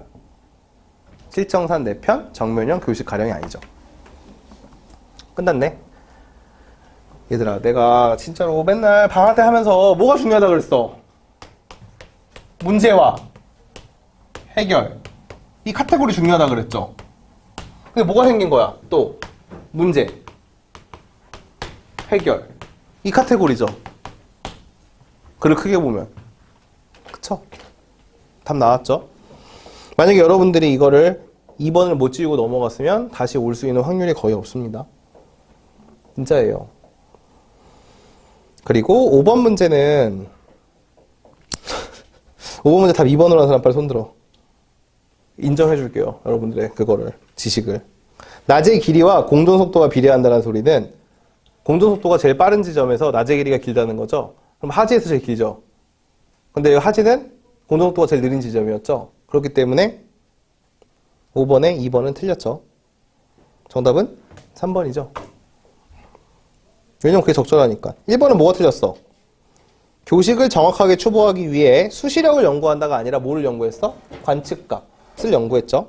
4번은 뭐가 틀렸어요? 질차는 음의 값을, 지차는 양의 값을. 개 좋네. 메모한 거 보면 되겠네요. 지차는 음의 값을이죠. 게임 끝났네. 자, 속도항의 값이 음의 값을 가진다. 아니죠. 속도항은 둘 다 양의 값이죠. 봐봐 얘들아. 이미 글을 읽을 때 미리 판단해 놓으면은 문제를 풀 때 확인만 하면 돼. 여러분, 글을 왜 깊게 읽어야 되냐면은 문제에서 요구할 때 판단하러 가면 그 전에까지 글의 내용을 다 잃어버려요. 자기가 사람이 읽다가. 그렇잖아. 문제를 푸는 과정에서. 그러니까 읽는 과정에서 좀 깊게 읽는 게 이득이라고요. 물론 문제는 깊게 못 읽으니까 문제죠. 그거는 매일매일 노력을 하면 돼요. 그러니까 무슨 영웅소설에 나오는 이야기가 아니라 국어는 습관이기 때문에 매일매일 조금씩이라도 계속 해주는 게 되게 중요합니다. 그래서 이제 오늘을 마지막으로 저랑 당분간 헤어지잖아요. 우리 휴강이에요. 5월달까지. 5월달까지 아니죠. 4월달까지 휴강이에요. 내신 준비에 들어가기 때문에 내신 준비 때도 여러분 국어를 열심히 하셔야 돼요. 특히 1학년, 2학년 가리지 않고 난 이미 내신 글렀어 이러지 말고 그렇게 생각하는 게 그런 거예요. 바로 자기 앞에 있는 시험 준비를 열심히 하세요. 이번 3월달 시험이 끝났으니까 이제 그 다음 시험이 뭐야? 4월 중순이나 4월 말에 볼 뭐예요? 내신이잖아요. 다 피가 되고 뼈가 되고 살이 돼요. 진짜예요. 살아보니까 그래요. 하나도 쓸모가 없던 시험은 없습니다. 자기가 그걸 못 볼 것 같으니까 쓸모가 없다라고 생각을 하는 거지. 제 말이 잘못된 말은 아니죠. 결국엔 도움이 되니까 꼭 기억을 해주세요. 자, 주식회사 봅시다. 오늘 마지막 질문이네. 얘는 좀 쉬워요. 이게 어려운 이유는 니들이 지식이 없어서 어려운 거예요. 우리 5월 달에 뭐 할 거냐면은 경제 조질 거예요. 이거 더 이상 좌시하면 안 되겠어. 무슨 뜻이냐면 아니 해도 너무했어. 경제적 지식이 너무 없어. 주식이 뭔지도 몰라. 채권이 뭔지도 몰라. 시장이 뭔지도 몰라. 무역이 어떻게 일어나는지도 몰라. 아무것도 몰라. 경제만 나오면 덜덜 떨어. 그래프도 나오고 이번 2학년 그랬지. 그래프 나왔잖아. 경제에서 또. 뭐 정답이 30%대예요. 아 애초에 걸렀나? 안 풀고? 자, 왜 주식이 중요하냐면 잘 봐봐. 얘들아 문과, 이과 이렇게 있을 때 이과는 뭐를 해요? 취업을 해서 그 다음 어떻게 돼요? 잘리죠? 해고. 그럼 뭐를 해요? 문과가 원래 경영하고 있었던 치킨집으로 들어가죠. 그냥 문과는 애초에 취업을 못하기 때문에 처음부터 치킨집이란 말이야. 그쵸? 그러면은 우리의 이제 일은 치킨집으로 하고 돈은 뭘로 벌어요? 치킨집에 돈 벌 수 있어 없어? 없지. 내가 교촌처럼 만들면 몰라도 못 번다고. 그러니까 얘네들 둘 다 돈을 뭘로 벌어요? 주식. 그 뒤에 있는 형처럼 주식. 주식에 돈 벌어서 머리도 염색해서 노랗게. 그러니까 역시 주식. 그러니까 우리가 뭘 잘 알아야 돼. 주식. 나중에 치킨집으로 이렇게 코 묻은 돈, 코 묻은이 아니죠. 양념 묻은 돈을 긁어 모아가지고 그 돈으로 뭐를 해야 돼? 가지야! 하면서 이제 질르려면 주식의 원리를 잘 알아야지. 아니에요? 아, 진짜예요. 선생님이 친구들이랑 단톡방 보면은 이 씨발 주식 얘기밖에 안 해요. 야, 뭐 상종가다, 뭐 하한가 쳤다, 야, 갈까 말까 이지랄하고 있어요. 그래서, 아휴. 한심한 것들이라고 생각을 하는데 그럴 수밖에 없지. 남의 돈 벌어먹으면서 할 수 있는 게 뭐가 있겠어. 주식밖에 없죠. 사실. 그러니까 잘 알아두라고. 주식회사가 얼마나 거지 같은 곳인지. 첫 번째 문단은 어렵지가 않으니까 패스. 제일 중요한 말은 마지막 문장에 자본금, 주식, 유한책임이라는 세 가지의 본질적인 요소가 있다 그랬어. 이런 경우에는 대부분 하나씩 설명을 해줄 거야. 자본금은 여러분들이 이해를 못할 리가 없어요. 근데 중요한 거는 자본금에 대해서 너무 많은 정보를 준 다음에 뭐를 안 해놔? 마무리를 안 해놨어. 여러분들이 하셔야 돼요. 결국은 자본금이라는 게 뭐예요? 주식회사에서. 뭐를 통해 만들어지는 거야? 주식을 발행해서 만들어진다라고 이야기를 하죠. 자, 그럼 봐봐. 주식회사에서 주식을 발행했어. 그럼 그 발행된 주식을 어떻게 해야 돼? 살 사람을 구해야 되지. 다른 말로 하면 출자자를 구해야 되지. 자, 그래서 뭐는 하는 거야? 치킨집이 아니라 주식회사. 주식회사는 뭐를 발행하고 주식을 발행하고 누구는 이 회사의 주식을 사고 싶어하는 출자자는 이 주식을 어떻게 해? 인수하고, 오케이? 얘를 인수하고, 얘를 인수하면 여기로 뭐가 와? 주식이 오죠. 공짜로 받아? 그게 아니죠. 뭐를 지불해요? 돈을 지불하죠. 즉 주식회사의 구조는 주식을 팔아서 주식을 뭘로 바꾸는 거야? 돈을 바꾸는 거죠. 따라서 주식회사의 자본금은 이렇게 되죠. 주식수 곱하기 주식을 판매한 한 주당 가격으로 돼가지고 이게 최초의 자본금이 되는데 뭐는 없다? 특징이 최저는 없다. 최저의 제한은 없다. 단 뭐는 기록을 해야 된다. 최대치는 기록을 해둬야 된다. 이런 것들이 나오게 되는 거죠. 이 최대치를 뭐라고 불러요? 수권 주식 총수라고 부른다. 이해됐어요? 그게 8번 문제죠? 정답 3번이죠. 갑이 정관에 따라 주식회사를 설립하려면 만주에 대한 출자자가 아니라 뭐에 대한 출자자? 7조에 나와 있는 발행할 주, 발행하기로 한 주식, 즉 5,000주에 대한 출자자만 찾으면 되겠죠. 그래서 정답은 3번이 되죠. 이해됐죠? 자, 그 다음에 조금 어려워. 그 다음 문단에서는 뭐가 나왔냐면은 주식의 특징을 나와 있어요. 주식의 특징이라는 게 뭐야? 대량의 자금을 끌어모을 수 있게 해주는 수단이고 자유롭게 양도할 수도 있어. 근데 한 주는 나누어서 양도할 수가 없어. 주식회사가 액면가액을 표시한 액면 주식을 발행할 때 액면 주식은 100원 이상이 되어야 돼. 그래서 발행할 때 나오는 주식의 가격을 뭐라고 불러? 액면가라고 부르는 거야. 주식에 적혀져 있는 가격은 액면가야 라고 이야기를 하죠. 따라서 여러분 잘 봐봐. 출자자가 주식을 인수할 때 지불하는 돈은 뭐일 수도 있고 뭐가 아닐 수도 있어. 액면가일 수도 있고 액면가보다 어떻게 할 수 있어요? 비쌀 수도 있고 그대로일 수도 있고 쌀 수도 있겠죠. 잘 봐봐. 액면가로 살 수 있는 경우는 이 주식회사가 주식을 바로 발행했을 때예요. 그쵸? 그러면 얘네들 정한 가격으로 발행이 되니까 그냥 그걸로 인수하면 돼요. 액면가로 인수할 수 있어요. 근데 이게 주식의 시장에서 남한테 자유롭게 거래가 된다는 뜻은 자기가 마음대로 가격을 받고 팔아도 된다는 뜻이죠. 이해돼요? 예를 들어 여러분 타임머신을 타고 30년 전으로 돌아가서 삼성전자의 주식이 한 주에 12,000원이었어요. 그 지금 87만 원이거든? 살래 안 살래? 사겠지. 그럼 지금 와가지고 그거 원래 액면가 12,000원이었으니까 파실래요? 이러면 팔아요 안 팔아요? 안 팔겠죠? 그게 주식이 돈을 버는 거예요. 이해돼요? 30배 이상 뛰고 막 그래요. 그럼 내가 100만 원을 내면 얼마나 얻을 수 있어? 30배 뛰면 3,000. 꿈 같은 이야기죠. 우리 뒤에 앉아있는 형은 그걸 노리고 들어갔지만 대가리만 노래질 뿐 돈은 벌지 못했죠. 안타깝게도. 벌었냐?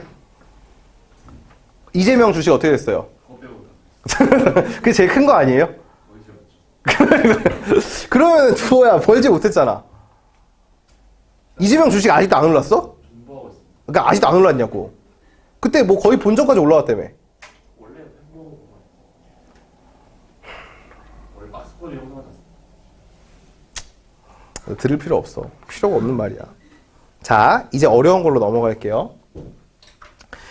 자, 주식의 소유주인 주주는 따라서 뭐를 갖고 있는 거야? 내가 갖고 있는 주식을 팔 수도 있지만, 그래서 그 차익을 남길 수도 있지만, 원래는 그게 아니라 이 주주는, 이 출자자는 뭐를 할 수 있는 거예요? 권리가 있어요. 무슨 권리가 있어요? 이 회사가 올리는 이익에 대해서 뭐를 할 권리? 배당을 받을 권리가 있는 거예요. 어마어마하죠. 만약에 내가 이 회사의 주식을 10%를 갖고 있고 이 회사가 1분기에 100억의 매출을 올렸어. 그러면 그 중에 얼마를 받을 수가 있어? 10억을 받을 수가 있는 거죠. 알겠죠? 이해돼요? 요렇게 받을 수 있기 때문에 이런 식으로 나오게 되는 거예요. 물론 주주한테 이익금에 얼마를 줄지는 이사회에서 정하는 겁니다. 뭐 그건 여기선 필요가 없는 정보니까. 어쨌든 이게 권리예요. 근데 여러분 알죠? 권리가 있으면 뭐도 있어야 돼요? 의무도 있어야 되죠. 무슨 책임을 지게 돼요? 유한 책임을 지게 돼요. 자, 그게 무슨 소리인지 한번 읽어봅시다. 유한 책임이란 주주가 회사에 대해 주식의 인수 가격을 한도로 하는 출자의 의무를 부담하고 회사의 채권자에 대해서는 아무런 책임도 부담하지 않는다라고 하면서 여러분들이 굉장히 어려워하는 하나가 더 나오게 돼요. 채권자라는 갑자기 뜬금없이 제3자가 등장하게 됩니다. 여기에서. 채권자가 뭐예요? 무슨 관계를 채권이라고 불러요? 얘가 채권자라는 소리는 얘는 무슨 소리야? 얘한텐 채무가 있는 거죠. 여러분 채무라는 거는 무슨 뜻이에요? 갚을 의무라는 뜻이죠. 이해됐어요? 자, 그럼 무슨 뜻이야? 출자자는 이 회사가 진 빚을 얼마 이상 안 갚아도 돼. 자기가 인수한 주식의 가격 이상으로 안 갚아도 되는 거예요. 이해됐어요? 그러니까 나는 얘한테 요 돈만 주면 거길로 땡이지. 이 회사가 그 돈을 다 주고도 아직도 빚이 500억이 남아있어 라고 했을 때 이 500억에 대해서는 얘네가 나누어서 질 필요가 있는 거야 없는 거야? 없다라는 뜻이에요. 이해됐죠? 이게 이제 유한 책임이라고 부르는 겁니다. 투자자 입장에서 좋겠죠. 그쵸? 자, 마지막 문단 아니죠. 그 다음 문단 봅시다. 주식회사는 자본금, 주식, 유한 책임이라는 본질적인 요소로 말미암아 자본의 조달력을 가지기도 하지만 장점이죠. 문제점을 초래하기도 합니다. 보여요? 이게 문제점 다시 얘기하는 거? 요즘 글의 패턴은 항상 문제점이 나와요. 집중해야 된다는 뜻이에요.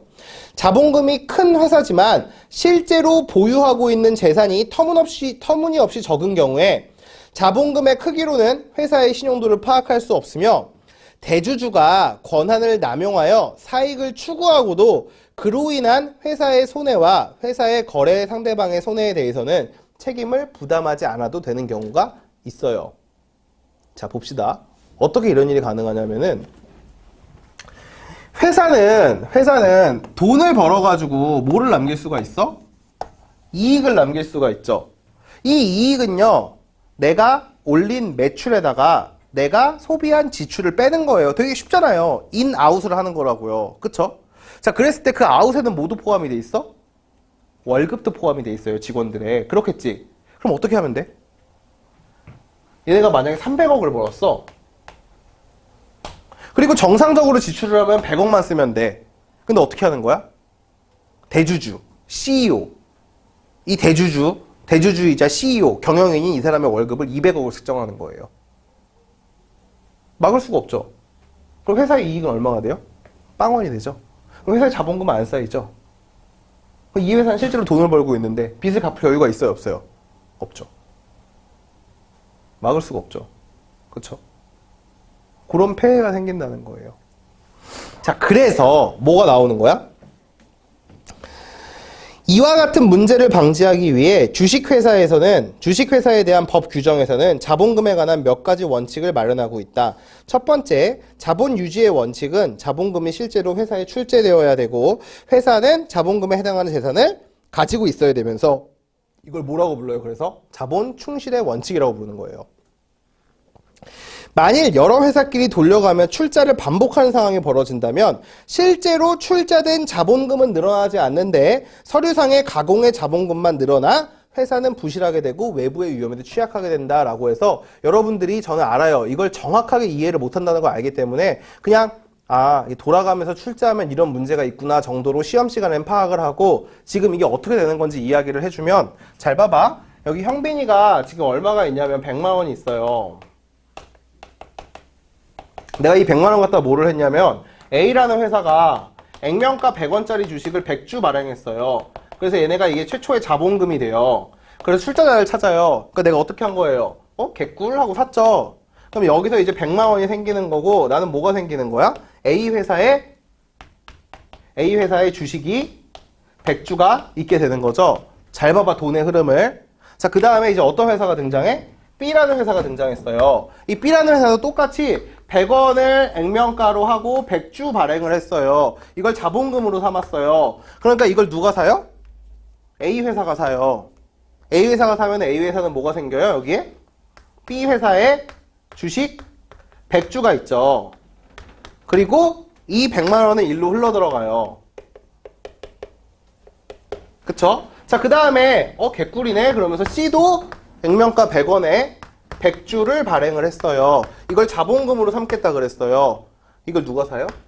B가 샀죠. 그럼 B는 C 회사에 100주를 가지고 있게 되고 100만 원은 어디로 가요? 여기로 가죠. 자, 그럼 장부상에는 C 회사의 자본금은 100만 원, B 회사의 자본금은 100만 원, A 회사의 자본금은 100만 원인데 실제로는 돈은 얼마큼만 나왔어요? 나 혼자한테만 100만 원이 나왔죠. 그럼 내가 100만 원 가지고 회사 몇 개 생긴 거야? 3개. 이게 순환 출자. 머리 좋죠? 그리고 우리 겉으로 볼 때는 얘네가 그룹이야. 무슨 그룹? 형빈 컴퍼니의 그룹이에요. 그럼 형빈 컴퍼니는 어떤 거야? 계열사 3개를 지닌 자본금 300만 원의 회사가 되는 거예요. 개꿀 투자해주세요. 이렇게 되는 거죠. 근데 실제로는 얼마하고 돌려막은 거야? 100만 원 가지고. 이건 뭐를 유지하지 못한 거예요? 자본금 충실의 원칙을 지키지 못한 예시가 되겠죠. 이제 이해가 돼요? 이게 여러분 교육청에서는 중학교 3학년 이상의 지식을 갖고 있으면 이 예시가 이해가 된다고 나와 있어요. 내가 봤을 때 그건 아닌 것 같고 적어도 경제 교과서를 한 번이라도 보면 이해는 가요. 이게 경제 교과서에 있는 말이에요. 제가 확인해봤어요. 혹시나 싶어서. 재밌죠? 경제 재밌어요. 이런 거 보면은 꼭 알아야 돼요. 지금 여러분들 그 물리, 화학 이런 거 외울 필요 없어. 그런 거 필요 없어요. 뭐가 필요해? 경제, 그치? 왜? 결국에는 우리 뭐야? 주식. 그렇지. 이해돼요? 이미 부동산은 얼어붙었고 그 다음 뭐밖에 없어? 주식. 이것이 답이다. 주식이 답이다. 공부 안 하면은 뒤에는 조교 선생님처럼 주식에 꿀키만 해요. 자꾸만 주식을 뭘로 접근해? 경제가 아니라 정치로 접근을 해. 안철수 테마주다. 뭐 이재명 테마주다. 이러면서 이 안철수가 이제 복귀할 때가 됐으니까 뭐 백신이 10% 오르지 않을까? 이제라도 사두고. 몰랐는데. 이재명은요? 뭘 제일 많이 갖고 있어요? 주식 벌었어요? 못 벌었어요? 오케이. 우리 알겠지만 겨울방학 시작할 때부터 이 대화가 계속 반복됐어요. 근데 몇 개월 존버를 해도 마치 옛날에 작년 이맘때 우리 조교 중에 한 명이 비트코인 했는데 그걸 보는 것 같구나. 오릅니다. 그래서 네 혈압이 맨날 이랬는데 보면서. 자, 이해됐어요?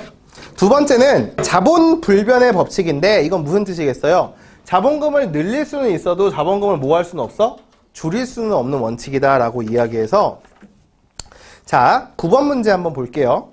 9번 문제를 보면은 A하고 B하고 C가 서로 돌려가면서 출자를 해주고 있어요. 그쵸? 그럼 여러분 이걸 딱 보자마자 뭘 떠올려야 돼? 자본 충실의 원칙을 어겼네를 떠올려야 되잖아. 그러니까 여러분 정답은 5번으로 가야죠. 왜 되지도 않는 1, 2, 3번을 보면서 끙끙대고 있어? 이럴 땐 여러분 답이 정해져 있어요. 뭐야? 이러면 자본 충실의 원칙을 어겼는데 실제보다 서류상 돈이 더 많겠는데 이 말이 있어야 된다고. 그거에만 주안점을 두고 선지를 읽으면 답이 5번이라고요. 그쵸? 잘 봐봐. 그리고 제발 24번은 그렇게 풀었잖아. 그치? 그리고 25번을 봐봐봐. 사실 근데 여러분 정말 얘기를 하면 25번부터 먼저 봤어야 돼요. 아까 원칙을 이야기를 하면 25번을 먼저 봤을 때 얘들아 기억이 많어 니은이 많어? 니은이 많잖아. 니은이 뭐였어? 자본 불변의 원칙이잖아. 이건 뭐 하면 안 돼? 낮추면 안 되지. 왜 낮추면 안 돼? 거래 관계, 이건 해결책이잖아. 경제적 폐해를 해결하기 위해, 다른 말로 하면은 거래상에 있는 다른 사람들을 보호하기 위해죠. 그러니까 정답이 몇 번이에요? 3번이죠.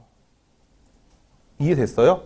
결국에는 지금 보면 여러분 9번, 8번, 9번, 10번은 각각 문단의 중심 내용에 대한 문제들이에요. 이해됐어요? 그래서 이 글은, 이 문제는 되게 좋은 문제입니다, 실제로. 그리고 여러분, 제가 힌트, 이거 제가 왜 마지막 OPT를 안 하냐면은 이거 못 푸는 사람들이 많기 때문에 안 하는 거예요.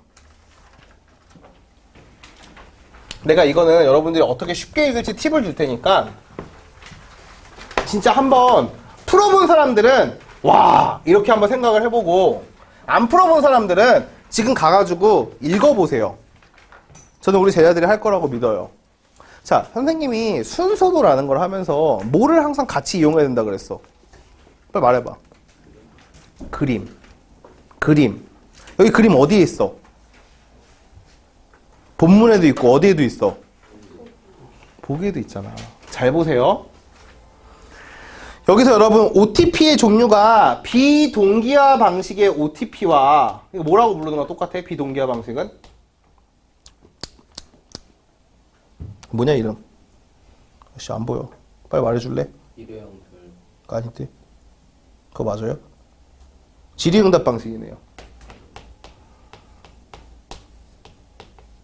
이 방식의 OTP와 동기화 방식의 OTP가 있고, 동기화 방식의 OTP는 두 개로 나눠져 있죠. 그게 뭐랑 뭐야? 이벤트 OTP와 시간 OTP라고 나와 있죠.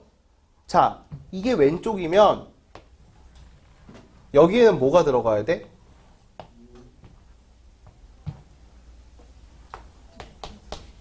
여기는? 여기는?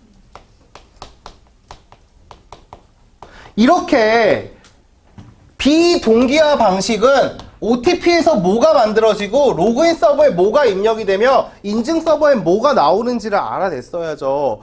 두 번째 문단만 보면 이런 식이에요. OTP 방식은 인증 서버에서 뭐를 던지면, 지리를 던지면 이 지리를 가지고 사용자가 OTP에 숫자로 쳐요. 그럼 뭐가 나와요? 응답이 나오고, 그 응답을 어디다가? 여기다 입력을 하면 이 두 개가 비교를 한다. 이렇게 간단하게 읽을 수 있다고요. 골격만 잡아놓으면. 근데 이거를 읽을 때 망망대해서 헤엄치면서 읽고 있잖아. 힌트를 줬는데, 문제에서. 오케이? 어떻게 처음 접근할 때 다른 거예요. 애초에 나는 접근할 때 뭐부터 보는 거야? 그림 어딨나? 라고 봐가지고 A, B, C 이거 개꿀? 이게 뼈대네.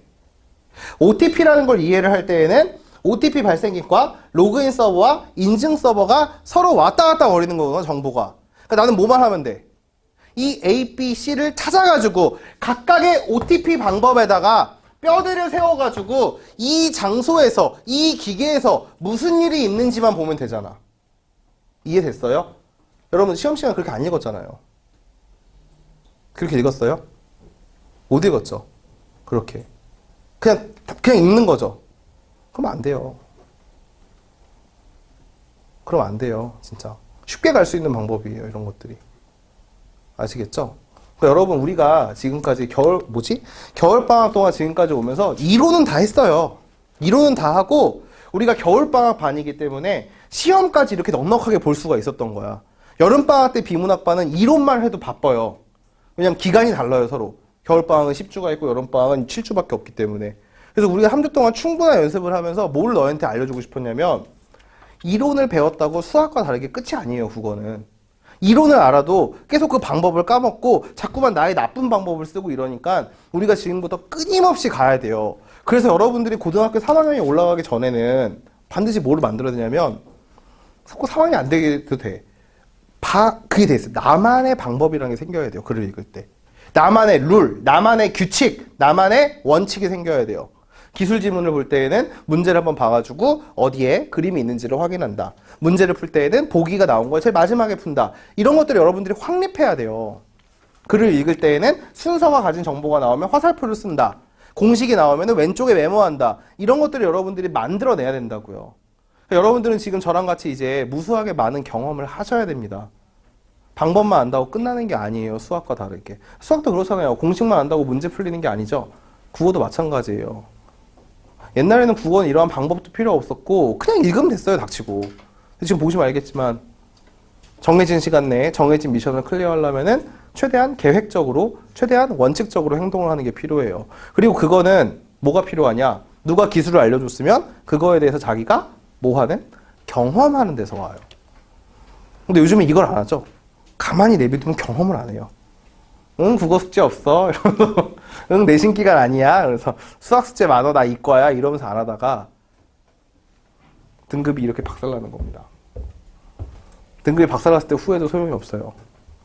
정말이야. 이번에 고등학교 3학년 애들 시험 보고 나서 그래도 나름 나는 꽤 괜찮게 성적을 거뒀다고 생각을 하는 게 선생님이 동탄에서 고3반을 60명을 지도하거든요.